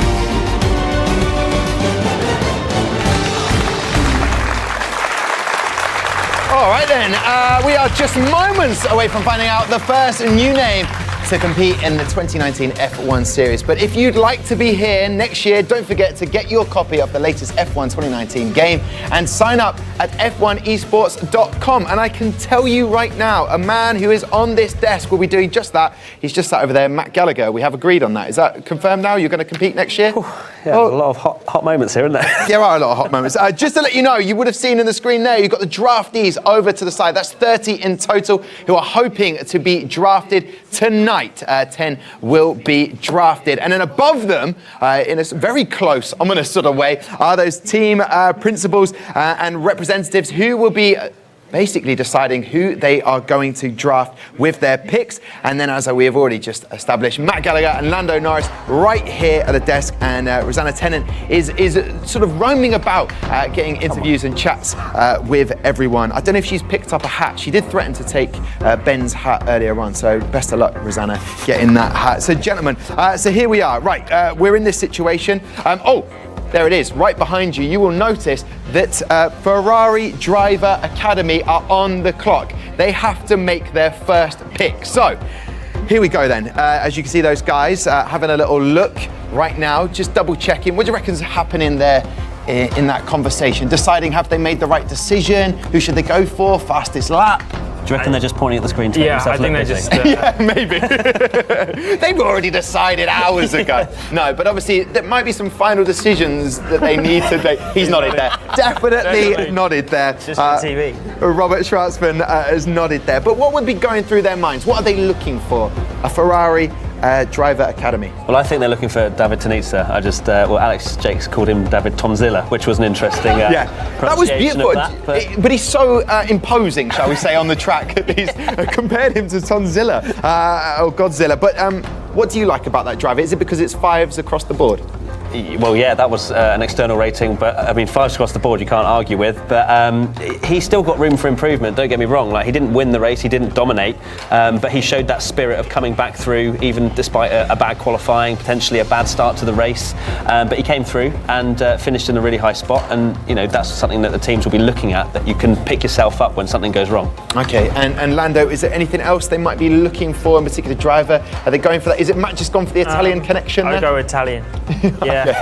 Franco, I think Italian, but also David. So I don't know, both finished second, both Italian.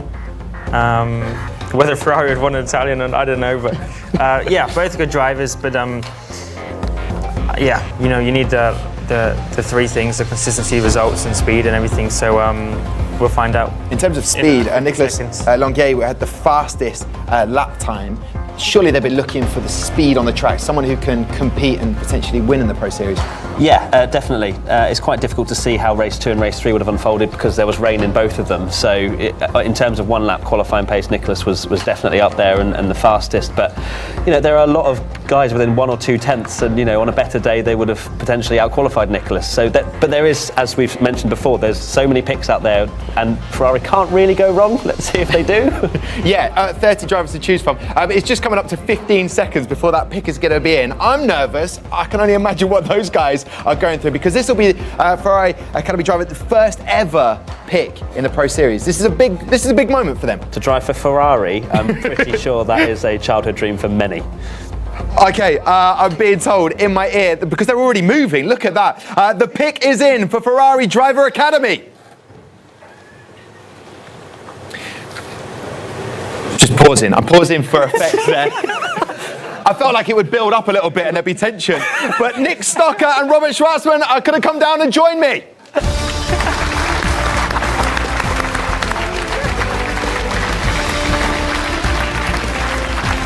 Lovely to see you. A little wink there towards Matt Gallagher. We can answer the question, had you already decided the driver, or was there a little bit of time of speculation, maybe we've made a decision? No, we've been taking our time to analyse all of the drivers, but we've come to a good decision now. Okay, and what was the main thing you were looking for in this driver?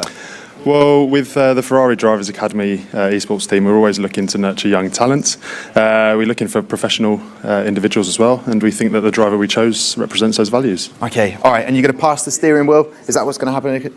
Yeah, exactly. Okay, perfect. I'm going to take this card because I'm going to take this moment. This is the big moment then with the first pick of the F1 New Balance Esports Pro Draft 2019.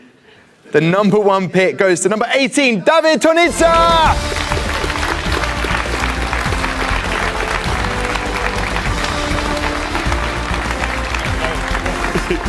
Congratulations, my man. Look at this! Merch and everything. David, how are you feeling? It's an amazing feeling. I mean, last year I was there, nobody wanted me, and this year Ferrari picked me. So I don't even know what to say. Yeah, I can see the emotion coming through. But obviously, are you going to do them proud? Are you going to race as well as you did yesterday? Of course, of course. Well, listen, beautiful gentlemen, I'll let you get chatting. You can head off that way for me because we are going to go into this moment. We've got a minute as Renault are on the clock, gentlemen, with the next pick. Who are they going to go for? And David is absolutely ecstatic. I could see in his eyes they were watering just a fraction. Yeah, I'm actually feeling a little bit smug because I said David. But anyway, yeah, there's still many drivers that have, David didn't even win any of the 3 heats, so we've still got winners waiting to be picked. You've got Kimi Larson, who actually raced for Renault last year. I don't know how that was left, whether he's up for pick again or not, but there's still a lot of drivers, 29 drivers, and I can't really choose. Yeah, there's also Sven Zerner as well that's over there in that draft area. What sort of driver would they possibly be looking for? We made that vast speculation they go for an Italian driver. What are we saying now, Lando? Isaac Price, he raced for Renault in the race. P3, had good pace. British driver. Obviously Lucas as well, British driver. So, I don't know, there's a lot of drivers. It's their choice. Okay, well, I can tell you now, the pick is in, which means has to go on the clock, as you can see just behind me. It's time to welcome down the principals, the representative, Michael Rosquet and Max Fertuel.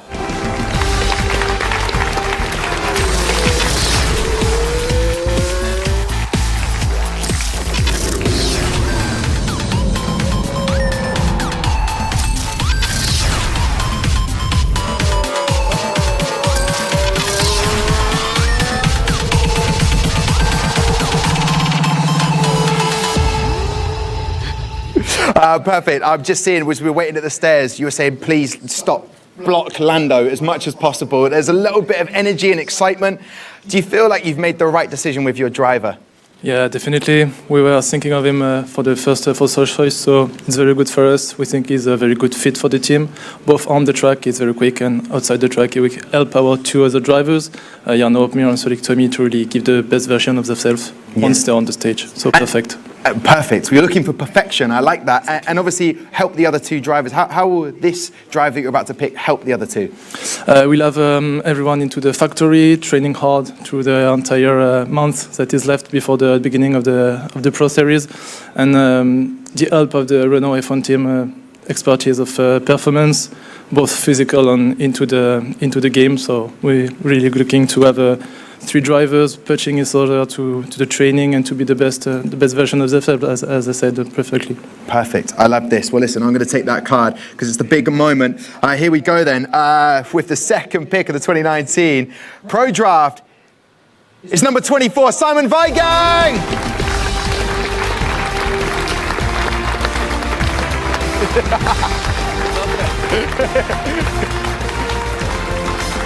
Congratulations, buddy. I'll get you in the middle there. Simon, talk to me. You seemed shocked, surprised. Then there seemed to be like a sprint just to show how athletic you are, Simon.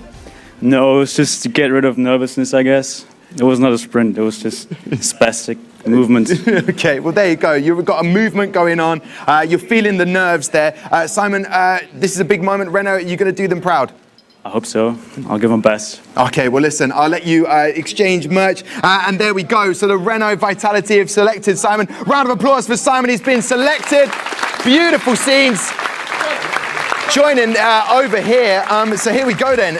Guys, Renault, it's all selected, done. We've now got 15 seconds to find out who Haas have selected. What would they be looking for? I mean, I didn't expect Simon Weigand to be picked so quickly. He has got a lot of pace, but he finished 8th in his heat, so he only just about scraped through to this pro draft. I'm just going to go with Lucas Blakely, just because I want to see him picked after last year. Well, there you go. Okay, Haas, we didn't have much time to chat about it. Lando is furious he couldn't get a say in there. So Williams go on the clock now, but the pick is in for Haas.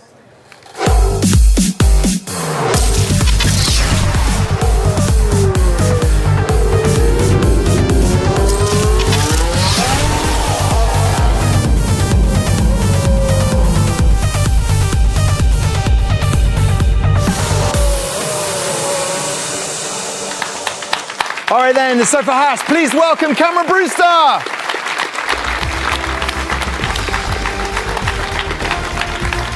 Lovely to see you, Cameron. Do you feel you've got the right driver that you've picked? I do indeed, yeah. I'm quite excited to see what he can do. Put in some strong performances yesterday, so I'm excited to see how he gets on. Strong performances, giving nothing away there. Can I take that card? Because, as you know, the next team, Williams, are on the clock. But blimey, here we go then. This is the third pick. It's number 17, it's Flores Baez!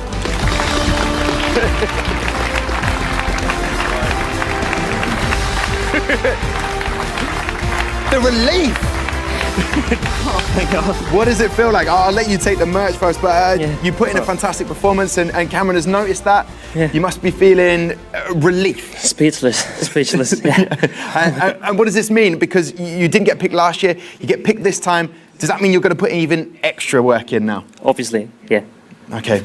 And oh, there you go. And Cameron, obviously, he's speechless right now. You'll obviously expect him to be a bit more chatty ahead of the races. Yeah, I think he's just a bit surprised and glad that it's finally come true. But no, looking forward to see what he can do and get his charisma out there and show us what he's got.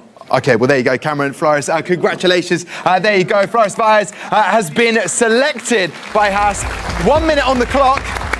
The draft comes thick and fast. There's no breathing time. Williams are on the clock. What are they going for? They had the first pick of the draft last year when they picked Tino, and now they get to pick now. Yeah, I think last year Williams didn't go for that standout, potentially like one of the top drivers in terms of actual performance through the pro draft. So they might go for something a little bit different, potentially someone with a bit more personality, being able to bring a bit more than just the racing. So I'm not going to predict because I'm most likely going to get it wrong with 28 options. So no, I think you should let Lando have a go. Okay, Lando, we didn't get to chat about Haas and Flores Baez. Are they going for speed, do you reckon, Williams? I don't see why not. I think Lucas is the best pick right now, or Nicholas, both race winners, so it depends. I don't see why you wouldn't go for one of them right now. They've done a good job. They're probably going to be able to do it again. You've timed it perfectly. If we were on radio, that would be the perfect link. Yeah. There we go. Right, ladies and gentlemen, Red Bull go on the clock. And pick 4 is in for Williams.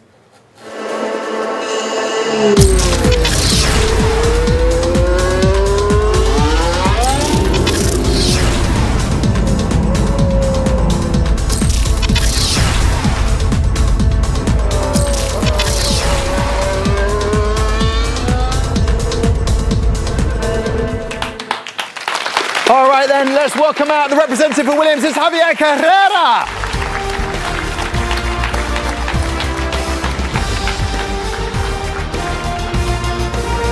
Javier, big moment. I felt like I gave it extra Guerra.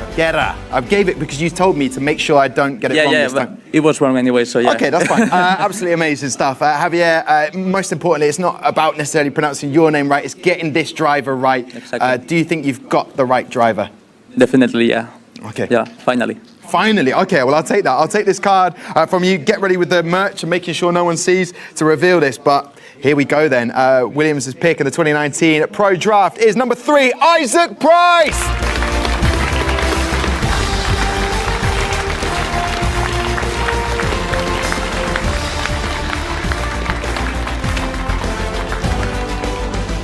Congratulations, Isaac. This is a brilliant moment. You've sat in the draft before, not got picked. What's going through your mind right now? Yeah, just really happy at the moment. That's pretty much it, just happiness. This is it, it's complete, life complete, hashtag done. What do you go and do now with the Williams team? Are you just ready to get excited and get in there? Yeah, it's just ready to get started, really. You know, I felt like I was ready last year, didn't quite happen for me. Took the lessons from that and yeah, feel really ready to go now. Perfect, brilliant. Ladies and gentlemen, Isaac Price, Javier, congratulations, that Williams pick for the 2019 Pro Draft. Isaac Price, a British driver, getting picked. He's learnt the lessons. He said it himself, he felt like he was ready, but the teams didn't necessarily think he was ready. The next driver that's going to be picked for Red Bull, on the clock, Lando just double checks how much time there is for that pick to come in. Drivers might think they're ready, but the team sort of management need to see something else within them. Yeah, absolutely. I'm obviously very happy for Isaac as well. He's looked a little bit stunned into silence, if anything, but I'll actually be squirming a little bit if I was some of these drivers who have performed really well, potentially top 3 in the heats, and might not get picked tonight, which could be quite, well, upsetting, I guess. Yeah, upsetting, but they're looking for something else. They might be really fast, and that's something to learn from this. Flores didn't get picked last year, thought he was ready. Isaac Price thought he was ready last year. It's something to build on, go away from, and then you get those rewards when they're deserved. I think so. I think it's Red Bull, right? Red Bull are picking next. I'll stop you there, Lando. I'll stop you there. We've fallen out of time. I'm sorry about that. Red Bull pick is in.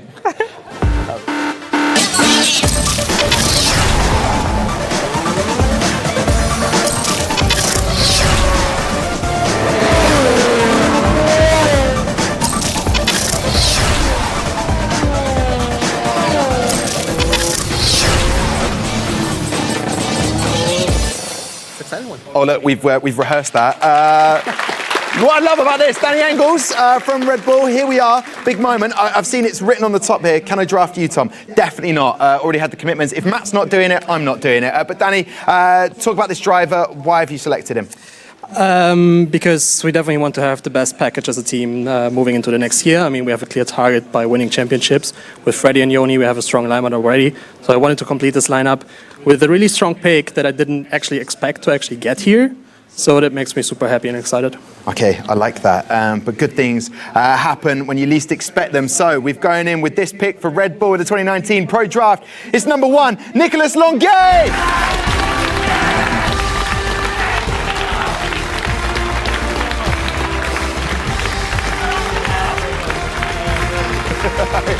Nicholas. The first thing you said to Danny, you probably won't have caught it, was thank you so much. What does this mean to you? So much. Like, I've just started doing this a year ago, and already achieving this is just so much for me. That's all I ever wanted. Yeah. And it feels like a reward for the commitment that you put in. And the fact that people in the audience went wild. Have you brought a crew with you? No, not that I know of. Just a couple of friends and family members, but yeah. But they feel in that passion. Well, listen, enjoy this moment. Danny, Nicholas, congratulations. Red Bull's pick is done. There we go. So, heading back over to the table. Sport Pacer, Racing Point, F1 Esports team are on the clock. 1 minute till that pick will be in. What are they looking for with a driver, and how happy was Nicholas? I thought the guy in the crowd had got picked. That's how happy he was. But yeah, it's great to see, and Nicholas definitely deserved it. He was the fastest of all the drivers, and I would have been shocked had he not been picked. I still think, like Lucas Blakely, Daniel Shields, he's come all the way from Australia. It sucked for him to have to go all the way back home without getting picked, right? Yeah, but then surely you'd have to keep coming back. That's something to factor in. But you think about the air miles. Just think about the air miles. So you reckon, Danny Shields, what about yourself, Lando? I think you should go for Lucas. Daniel, as Matt said, I don't know.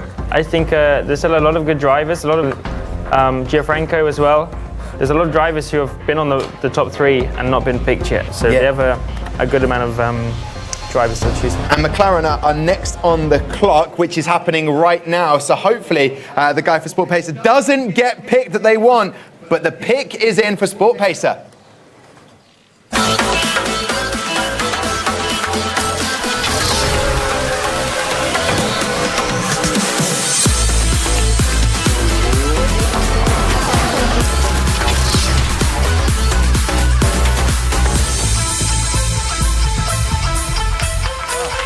Here we are then. Looking very smart, can I say? Or this was the casual. This is the casual look. Last year I timed it badly and went for the suit. Yeah, but there's a different. You learn. I think that's what life's all about. You learn. But I felt you looked great last year. Well, thank you very much. And what a tremendous event. You're doing a very good job yourself, Tom. Thank you very much. I'll take that. Anyway, enough of this. Why have you chosen this driver? I'll let my expert speak. He's fast. That's all you need. That's perfect. Can I take that card then? And we get this very fast driver. Oh, wow. Okay, then. Here we go then. For Sport Pacer is pick for the 2019 Pro Draft. It's number 9, Lucas Blakely.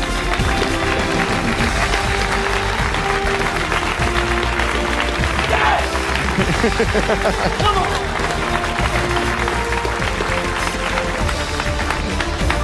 Look at that, Lucas. You'll have to join in the middle. You're part of the team now. You know, Lucas. If we didn't pick it up on the camera, come on, is what you said. What does it feel like right now?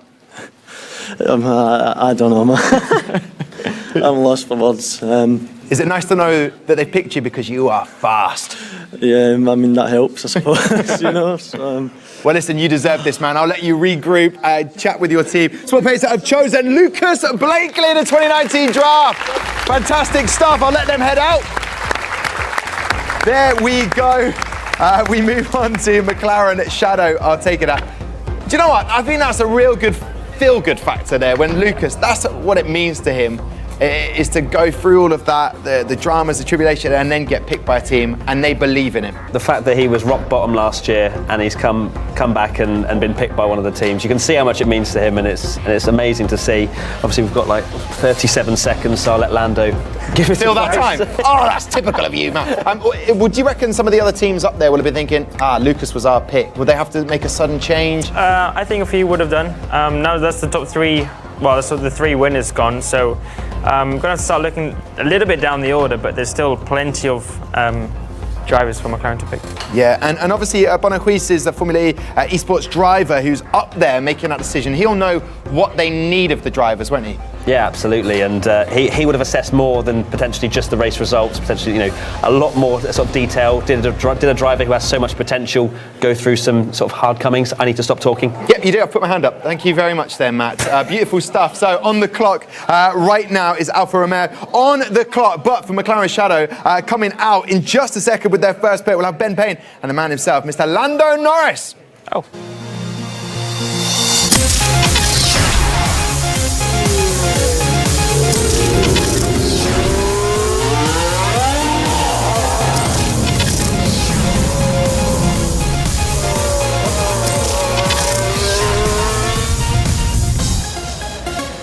Here we go then, Lando Norris and Ben. Last year, there was a whole cast on your leg. You feeling better this year?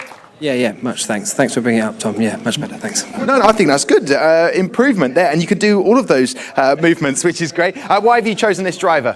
We actually spoke to him this year and last year in the interview process. Impressed with how he drove. He's very fast. He's going to put pressure on Enzo and Bono. So yeah, we're happy with our pick. Okay, just to shake things up a little bit, Ben, I'm going to let you announce it. It just shakes things up. Orlando would like to do it. No, okay, I'll do it. Okay. Lando's eyes. Okay. We're going to pick Alec van der Waal.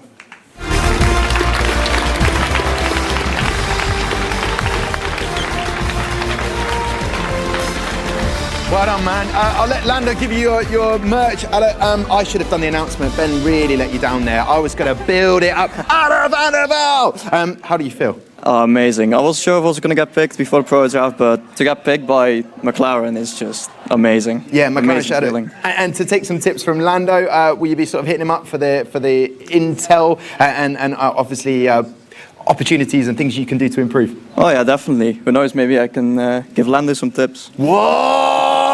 I love that confidence, and that's why he's been picked. And McLaren Shadow, Alec van der Waal!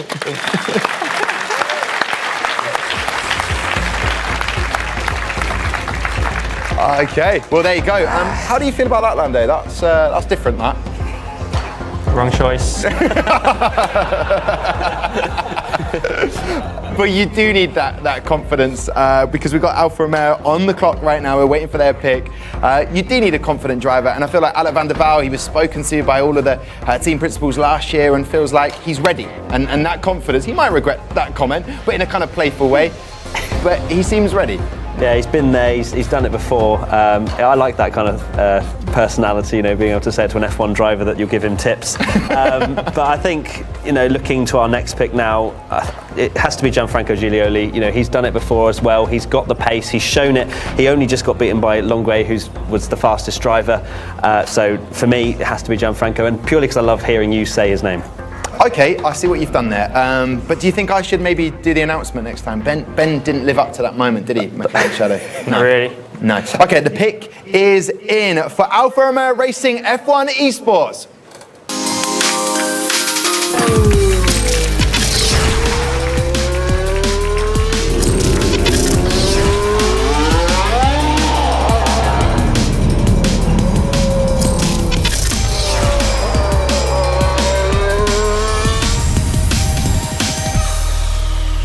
Here we go now for Jamie from the guys at Alfa Romeo.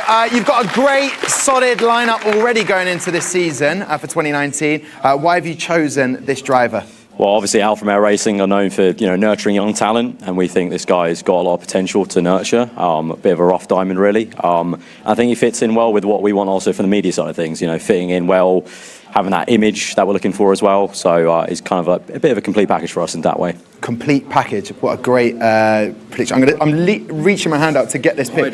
Ooh, wowzers. Okay, complete package. Here we go then. Alfa Romeo with the 2019 Pro Draft pick is number 25, Kimi Larson.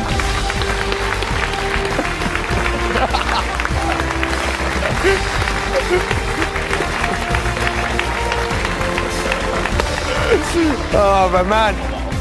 Kimi Larson, you look the most shocked person. Almost like someone was like, you didn't want to get out of the seat. What's going through your mind, man? I wasn't prepared. I mean, cheers. The complete package. What a great compliment for you. My heart rate is up right there. Yeah. I don't know. Maybe I'm too old for this. Too old for this? Well, not at all. They think you're a bit of a diamond. You need that pressure and to be nurtured. Are you ready for the 2019 season? I think we have to listen a little bit more ABBA. The Swedish man himself, Kimi Larson, Alfa Romeo. There you go. Congratulations to Kimi Larson. So here we go then, Scuderia Toro Rosso on the clock, gentlemen. Kimi Larson did not look prepared for that whatsoever. He almost looked like he'd forgotten his own name. He was kind of just sat there like, have I been picked? Yes. It's great to see. He's such a nice guy, and you know, we've both got to know him over the years, and he's one of those, probably the most passionate man I've ever seen. Do you remember when he did that, the reaction thing? Yeah, the Batak was amazing. Ridiculous thing. But also, he feels like he's got something to prove to the team that as we said, sacked him. That was your words, Lando. They've sacked him. Now he gets to prove them wrong and show to himself how good he is. I think he would. I mean, especially when you're going up against the drivers now racing for his team that he drove for last year. I think you want to show that they made a mistake. You want to do better than them. So, yeah, I think he's got a lot to prove. Okay, driving with anger. We'll see that on the track, potentially to prove people wrong. Who are they going to go for then? Scuderia Toro Rosso. Who are they going to go for, Matt? Gianfranco Giglioli. Okay, wow. And why are you saying that? Just because of the pronunciation for me? No, he deserves it. He deserves it. Okay, all right then. Well, listen, Lando, I don't even need to look behind your shoulder. I have the pick is in for Scuderia Toro Rosso.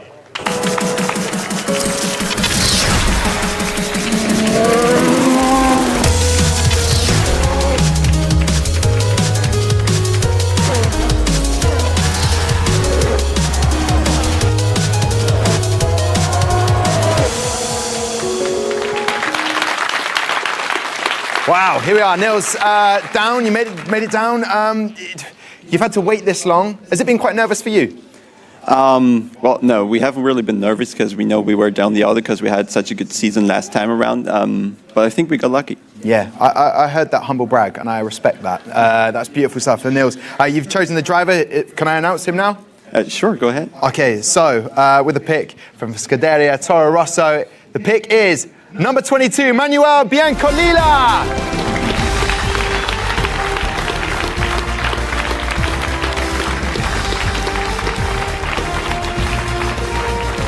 Beautiful stuff. Manuel, how are you feeling right now? The white lilac, as you told me. Just pronounce it in English if you want, Tom. How are you feeling right now? Speechless. Really happy. Yeah. I don't know what to say. Well, you could say many things as long as they're not swearing. But obviously, in this moment, are you going to show them that they've made the right decision? Yeah, of course. Okay, well, listen. I will try my best. Good, that's all we can. And you've just brushed your eye. Nils, Emmanuel, give up for them for Scuderia Toro Rosso's pick, the 2019 draft. Woo! All right, we get to that time now. One final pick. For those 21 drivers waiting there, this is the worst moment for them, but also a very exciting moment for one person who will get picked. Yeah, and Manuel was quite a decent example of someone who didn't finish well at all, finishing 6th, but Lando pointed out that he didn't get a penalty. He had a very quick, fastest lap, so clearly the team has looked into more than just the race result and the actual potential behind that. And now it's the big one. It's Mercedes, the reigning champions. Everyone, or of course everyone wants to get picked anyway, because this is the last one, but genuinely this will be a huge, huge moment for someone. And joining a team which we know is talented, someone like Brendan Lee, you're going to improve as a driver when you're every day working with better drivers.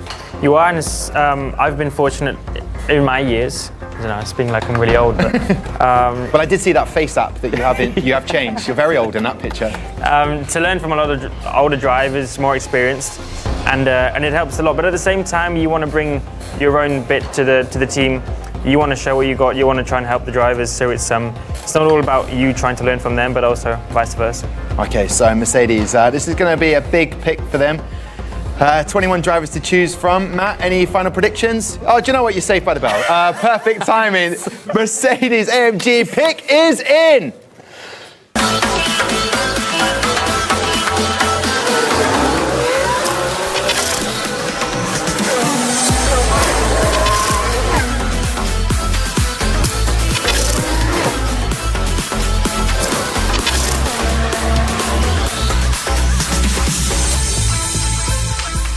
There we go. So, James, we're down here at the start.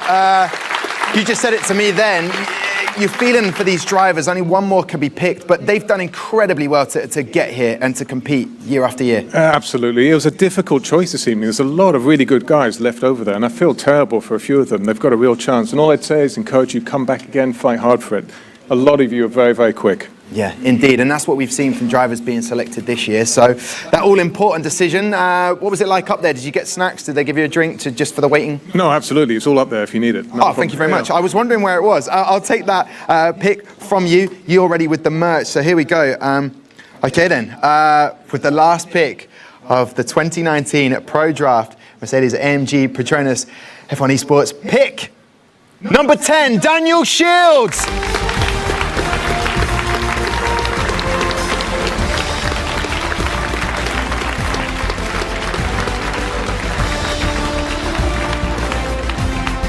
Wow. Daniel, come and sit stand in the middle. Don't sit, that would be, but I feel like you're probably feeling a little bit lightheaded and just like, can you believe this moment? Yeah, it really is not what I expected at all, so I'm really happy with it. Yeah, just over the moon, really. I mean, you travelled all the way from Australia to be here. Worth that effort. When you sort of want something, you have to go that extra mile for it. Yeah, of course, and it's not going to stop. I mean, even now I'll get even more like pressure and everything, and you'll keep doing as well as you can try and do. So yeah, I'm just going to practice as hard as I can, and yeah, hopefully it goes well. You know, at the beginning of the show, I told you the weather's always beautiful and sunny.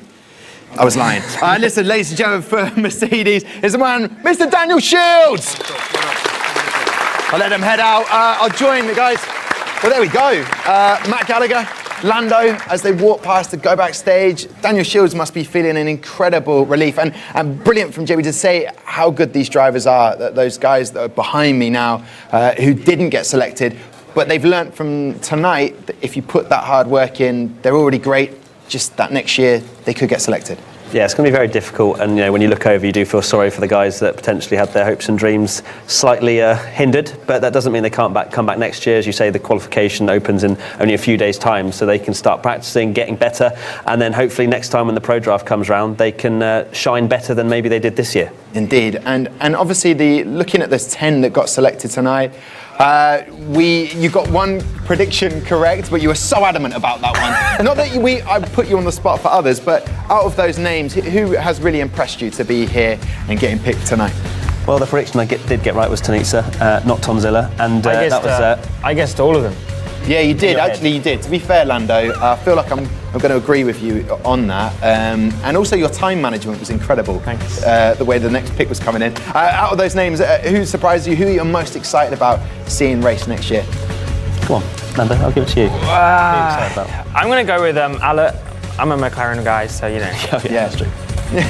You're just giving him the thumbs up there. Alec van der Vaart apparently says he could maybe potentially teach you a thing or two. We'll soon find out with that. When I said that'd be next year, it's the 2019 game. Matt, are you excited about this game? They'll have practice qualified on the 2018, but now they'll be putting in the hard work on the next game. Absolutely, yeah. Codemasters have done a great job with F1 2019. It's a lot more lifelike, a lot more sim-like, as the racers call it.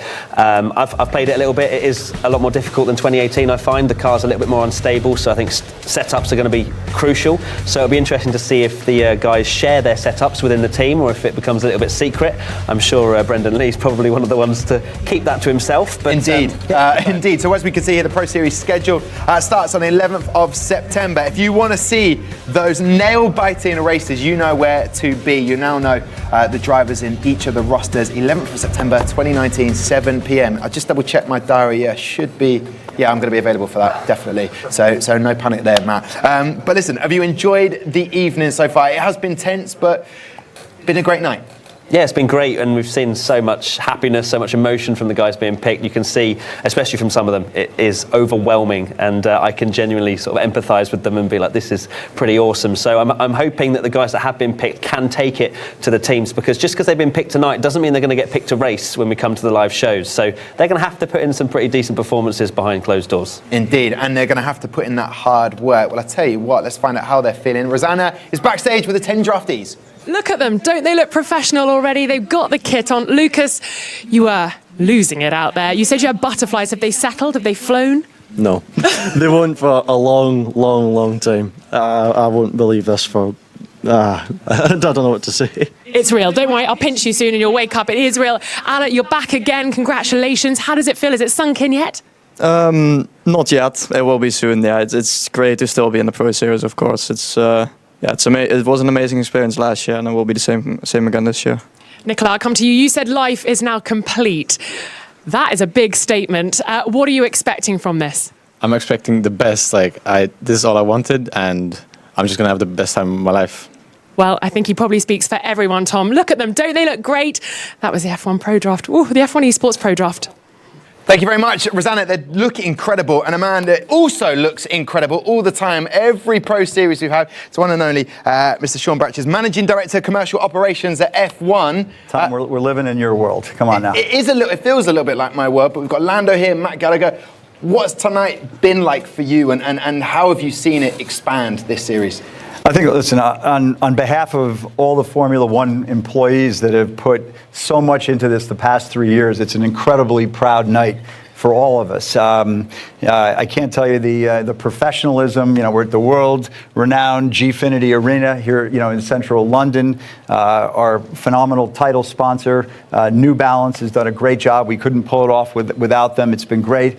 To all of you, excellent effort. There is next year, and you should be proud that you're on this stage. So, thank you for everything you've done. But, we're incredibly committed to esport at Formula One. We think we're in a unique position. It's an opportunity to grow our fan base. And I think demonstrably it's done that. We had 109,000 different people competing this year to be here tonight, which was a 65% increase from last year, and we anticipate that's going to continue to grow. So we think the best days of Formula One esports are in front of us. Listen, James Vowles is here from Mercedes. We've got Lando here from McLaren. I mean, it's extraordinary the energy that the teams are actually putting behind this. So we're in a unique position, and I think, as you guys have said earlier, with all 10 teams participating, we think we've got a great opportunity in front of us.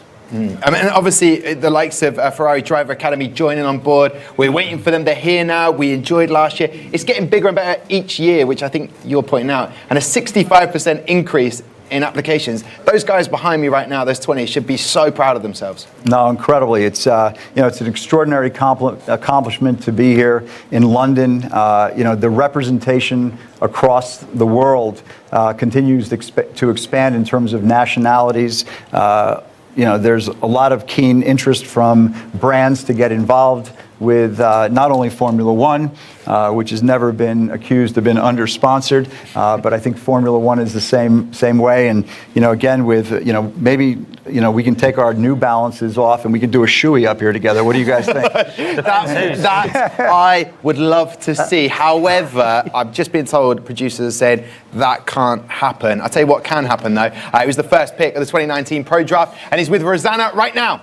Thank you, Tom. Yes, I'm with David Tanitsa. Congratulations. You've had a little longer than the others to let it sink in. Did you ever imagine you would be the first pick this evening? Maybe a little bit, but it's always a bit unexpected. So I'm very happy, and I'm also speechless. So many people in the motorsport world and, of course, the gaming world want to drive for Ferrari at some point in their career. You're now associated with the Ferrari Driver Academy. That's amazing. Yeah, same for me. I mean, it's one of the most iconic and successful team in F1 history. So it will be amazing. And what's more, you don't have to learn Italian. So many drivers that go to Ferrari have to go through an intensive language course, but you're already pretty bene. Yeah, I need to learn a little bit more English. How about you, Tom? How's your Italian looking? Sì, prego, grazie mille. I'm going on Friday, so I've been learning like well good. Anyway, but my English needs a little bit of polishing up as well. So like David. Listen, guys, I mean, obviously first pick. Do you think there'll be a little bit of pressure on David? No, yeah, okay. He's driving for Ferrari, there's always going to be pressure, but you can see how much it means to him, and I think he will put in the work needed to make sure that he is up there at the top, and Ferrari aren't going to want anything other than to win. So there's a lot of pressure on David, but he's not the only one in the team, so hopefully they'll work together to be able to provide something pretty special in their first appearance. Indeed, and Ferrari on board. The prize money, Sean, has gone up $500,000 prize fund. That's incredible. They are last year they went for it. Do you reckon it's going to be even more intense? Well, I'm confident that all the participants are in it for the sport of the game. But at the end, the pot of gold, so to speak, will be good motivation. And I'm also encouraged the investment that all of the 10 teams are actually putting into the esports teams. It might not be on the level that Lando has on the regular team, but it's the training from a Sims, the exercise routines, you look at Brendan Lee from 3 years ago. Yeah, exactly. He could walk out of a Ralph Lauren catalog or something. It's lots going into that. Indeed, and obviously you would have been watching. I don't want to say where, VIP, but you were up there in the VIP area, Sean. And one of the reactions, which I don't know if you noticed, was Kimi Larsson's looked the most shocked to have been picked, even though he was sat over there. I just want to find out how he's feeling right now. Rosanna, is he still surprised? He's less surprised, I would say. Kimi, you said you were underprepared. Why were you underprepared? Did you not think you were going to get picked tonight? No, I still haven't processed it, actually. But it's amazing because seeing like Sally and with Danny and with James Baldwin, I mean, I think we're going to make a great team. And from my family history point of view, my dad has worked for Sauber and my mom as well. So we have a little bit of history from Sauber and now Alfa Romeo. It's going to be great, I think. That's a beautiful story there in the making. You mentioned your teammates. Of course, you bring a lot of experience yourself. You were in it last year. You know what to expect. How much are you going to have to raise the bar, though? I think it's been a learning curve last year, especially with Renault. We've been processing how to develop and all of things. But I think it's going to be a big step now with Alfa Romeo. Really looking forward to it. Well, it's great to see you back. Let that heart rate sink back down. It's good to see Kimi back, isn't it, Tom? Very much so, is to see him back. I just know that he will be blaring out ABBA throughout the whole of it. Gentlemen, talking about the end of the night, we're coming to the end of the show. Before I show you the schedule, just some kind of final thoughts on what you've seen tonight. It's been awesome, and I think this year will be the most extreme training regime for all of the drivers, because I think Mercedes last year really did put the benchmark out there. You know, they put so much investment into it, and the other teams were a little bit stunned, I think. But this year, I think it's going to be awesome, and I'd love to see some people take it to Mercedes. Yeah, okay. Listen, guys, we know the 11th of September is the next one. We've got the 2020 qualifier, which is happening on the 22nd July. Lando, people should be getting involved in that, shouldn't they? They should. Matt's doing it. Signed up, nice. Matt's doing it, so... You do it as well. You're not going to be there? When? On the qualifier? Maybe. Just a bit part-time. As you can see on the screen, right, the 2020 online qualifying 2020, make sure it opens on July the 22nd. To be involved, first you need to obviously get the 2019 Codemasters game and make sure you get online to f1esports.com. Listen, to Matt Gallagher, Lando Norris, Sean Bratches, to the whole team, to you guys as well, thank you very much. We now know the full driver lineup. Join us back here for the first race event in September.